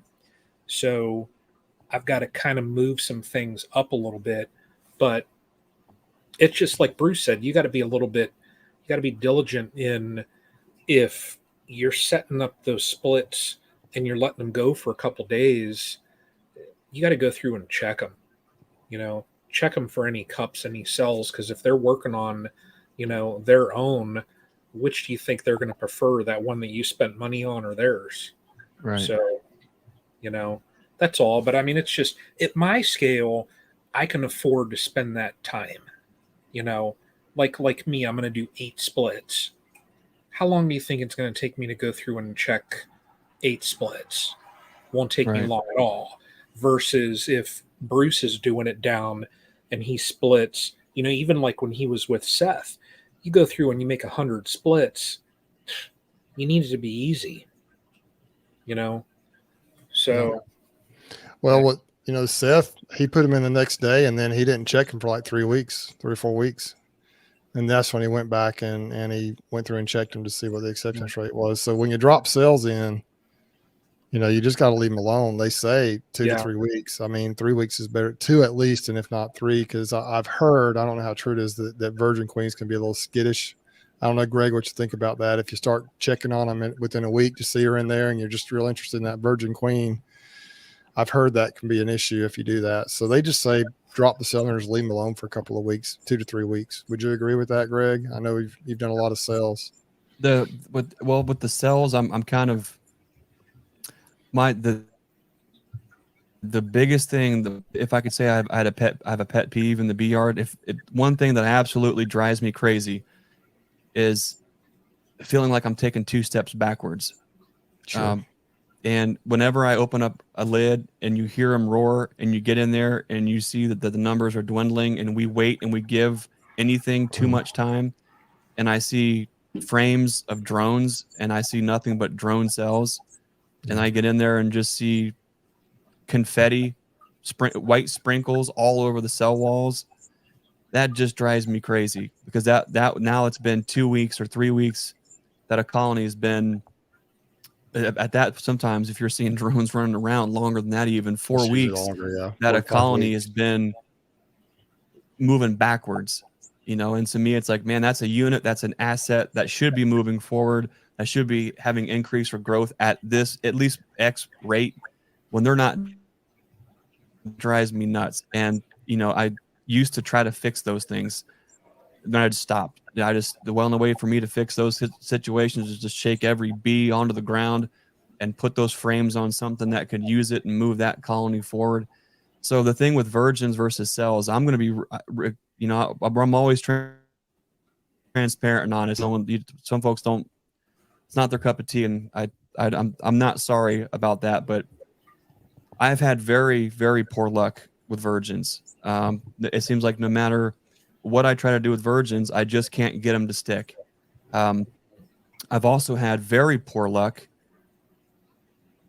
with VSA in the past, but this year, rather than just completely write it off, what I decided to do was invest in the work that Corey Stevens is doing, and buy a bunch of virgin queens from Corey that he's going to ship out probably next month. And we'll go through exactly how Corey prefers to have virgins introduced, and I'm going to do it exactly that way. And maybe I have better luck doing it. Maybe it's just operator error. I hope it is. I make a lot of mistakes. I guarantee it. And maybe my experience with virgins in the past have been that too. But it seems like no matter how long I let them go queenless, no matter how or where I walk them in, how or with or if I descent them, if I put them into a cage or not, it just seems as though for whatever reason the take rate is so poor that eventually what happened for me is if my grafting was off or life got busy and I was 6 hours late to the incubator to pull cells and I've got virgins, I dispatch them. I don't even fool with the effort of trying to put them into a colony, because the take rates that I have ends up putting those colonies so far back, I just don't even fool with it. So what I tried to do is be more deliberate and, to use Bruce's word, intentional with my timing and the graft things in there. And then the take rates were way, way better, right through the roof. So I haven't found the knack for virgin queens. And I'm not saying you can't have the knack or that there isn't a knack, because obviously there is. But for me and what we're doing, it hasn't been a tool in the toolbox. You know, this year, after bringing a bunch of Corey's virgins in, my goal with those is to mate those within our mating yards with our drones, and then move those mated queens out of the picture completely. Totally get them out of our operation and move them to out yards where we can just observe what they do and see any of those traits that a lot of folks talk about, see if they actually pan out, see which ones do. And maybe out of 40 of those, we'll find 1 or 2 that has the traits we're looking for. And maybe we can start breeding and grafting off of those and seeing if any of those traits follow down to the F2s and 3s and so on. It was one of those things. I believe in Corey and what he's doing, and I believe in anyone trying to do better and keep genetics moving in a forward direction. So just because I haven't had good luck doing it, or the genetic of VSH that I had in the past were complete failures, doesn't mean I'm not going to keep trying. And I thought, well, I'm going to put my money where my mouth is, and let's do it. Yeah. What about when Bruce? Sorry, the virgin thing is going to get real quick here. Yeah.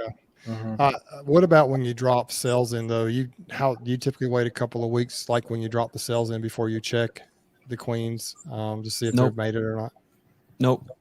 7 days at the longest. I'm back in there and I'm making sure, because a couple things once we're tuning into those colonies, I need to make adjustments quickly. So when I drop a cell, I know when the cell should hatch within half of a day easily. So if I give it a little bit more time past that, even let's say within a mating window, my very first checks will be right about where I think to see eggs. So 7 days, I'm typically in there taking a look to see what's going on. If I get in there and the colony's roaring and they're skittery and they're jumping off the frames, something's wrong. And I'm not even looking any further. I'm dropping another cell, right? And we keep on a grafting cycle to where if we see that, no problem, I drop. It's a cheap insurance policy. So I do get in there and check. I can't wait 2 or 3 weeks to see what they do, because it doesn't take those knuckleheads long when things aren't going the way that I want it to, for them just to say, okay, well, hey, maybe we'll start laying, or they'll start going this, or we just start losing production. So I try to get in there a little bit sooner to keep them moving forward a little faster. That's a great, I guess in your situation, you have to do that. I typically wait a little while, and it kind of nipped me in the tail this year when I ended up with a few colonies that had drone layers in there. So, man, so many things to talk about, so many different ways to do things. It's crazy. It's already been almost 2 hours. We've been on here for a few hours, and I feel like we're just scratching the surface of it. But, Bruce, to be clear, what we're doing with cells, while the concepts and the methodology is very similar, the why is different. When I'm dropping so many cells, I'm dropping cells into mating nukes. I'm not waiting on what the mating nuke took, right? If you're making a split and it's an out yard and it's that kind of a situation and it's a big box of bees and you're doing it in, that's a lot different than if it's a 3-frame split that you're just getting a queen to come back on. That's a lot different. There was a couple questions here that I wanted to get to before we jump off here. One of them was from our buddy Stan at Texas Friendly Beekeepers, and he asks, For the long trips with nukes, what do folks do to make sure there is adequate ventilation? The golden rule with nukes or packages or any transport is to keep them rascals out of the trunk. There's so many folks want to put bees in because they don't want them up, in the cab or where they're at, and I get that. But last time we checked, there's not a lot of trunks that have real good ventilation. They're just hot boxes, and it seems like no matter what you do, that's not a good place to put a nuke or a package. If you're worried about the bees getting out of the nuke, then we all bag right around the nuke inside the cab. If you're comfortable, the bees are comfortable. When we have folks that are driving like 14 and 16 hours and they're picking up 20 or 30 nukes, or some are driving that far to pick up 1 or 2 nukes, we make sure that we have a box that can breathe, whether it's something like a jester box, a wood box that we build with extra ventilation in it. We just make sure that the box can breathe, that they can get air. And the other thing to consider is if you have a customer and they're going to be driving and they may even overnight somewhere with those bees if they're driving that far, you also have to be careful on how you put that nuke together. That and they're making queens and they're going to make an immediate split off that nuke. We can make that nuke a little heavier for that customer. Or for those bees that are going to spend a significant amount of time in the box and go down the road, you got to be really careful how packed that box is, because they can get way hot way quick, and them right by produce a big voluptuous box of bees, but at the end you end up creating a coffin full of dead wet bees, and that's the worst thing in the world. You don't want that. So a lot of folks, the back of a pickup truck has been a fantastic way. An open air trailer, as long as they can get air. If someone's picking up 4 to 10 nukes and they can put them in their back seat and stack them up, and keep them strapped, that seems to be just a real nice way to keep them cool. So there's so many ways we could go about that stand too, transporting bees, and even at small scale, there's a lot of tricks there. And then we had a question here from BeFit Beekeeping. Just a little food for thought. Do you think tendency would be passed down to the daughter colony by using swarm cells, since those genes are already turned on? Would you see that? That's a good question, and I would say yes and no. If you had a swarm in March, and it was a box of bees that were just prematurely swarming, I would not be using cells from that colony.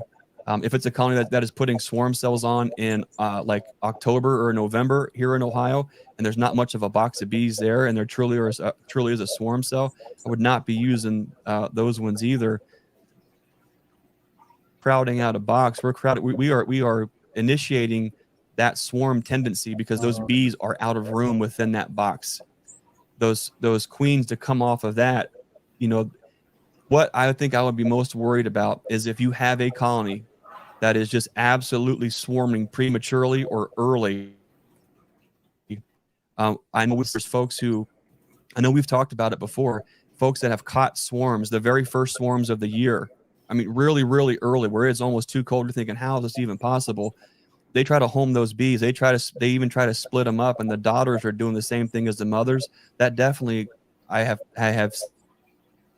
seen before. Those would be the ones I think you got to be careful of on those genetics. But a box of bees that is a beautiful, voluptuous box of bees that you are crowding out, and you are playing to that swarm tendency, and they do that, and they make those swarm cells, I think those make the absolute finest queens that you ever did see.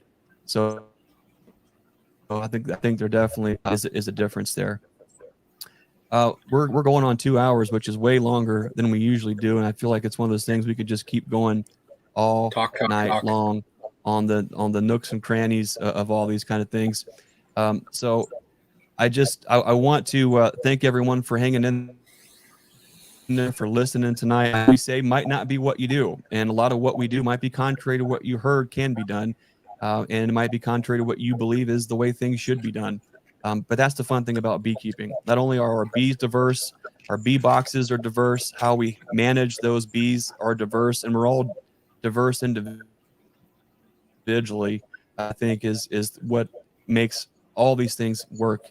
and keeps things not only interesting, but builds resilience within all the systems, whether it's livestock, whether it's your plants, your trees. That hybrid vigor from diversity is important, and it's a big deal. So by no way, shape, or form are any of us here tonight saying way to do it. If we've hurt your feelings because we don't particularly care for certain ways to make splits, it's not personal at all. It's just based on our experience. But I want to thank you for hanging in here tonight.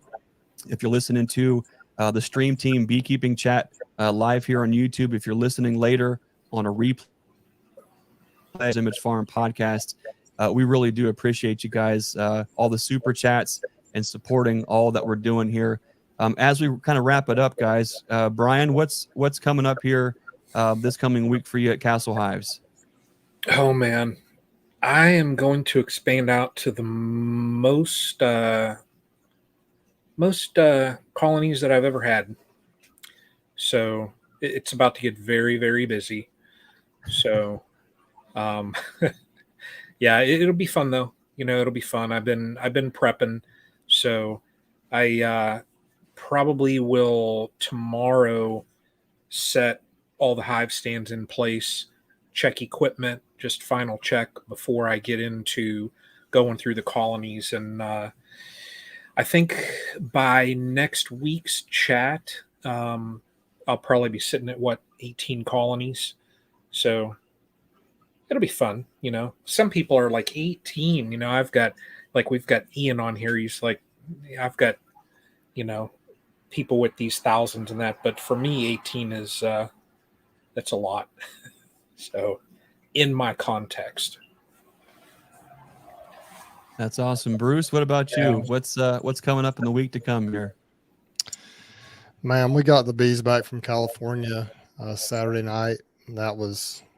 I didn't do a video on that really. It was raining. It was miserable. It was quite the story. The spot we had picked for the trucker to drop the hives off was too muddy because a big monsoon came through right before he got there. So we went to another spot and it was late, but I got to get in them. I got to see how they're doing. I peeked in on them Monday and I'm going to try to get a video out soon on that.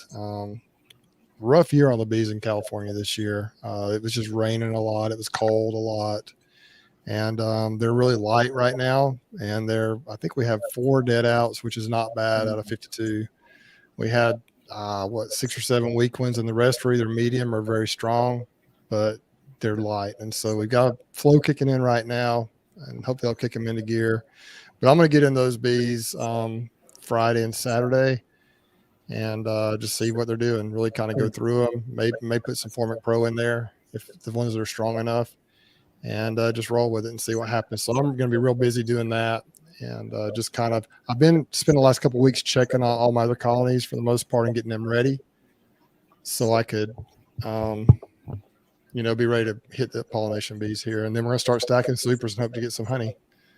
And so that's what we're doing. And I've got the intentional beekeeping going on the channel, the little podcast thing. And I've got a few interviews I'm working on, and dropped one from the Bush Bee Man in Australia. Just dropped last night. That was a lot of fun with Mark down there, him and his son, John.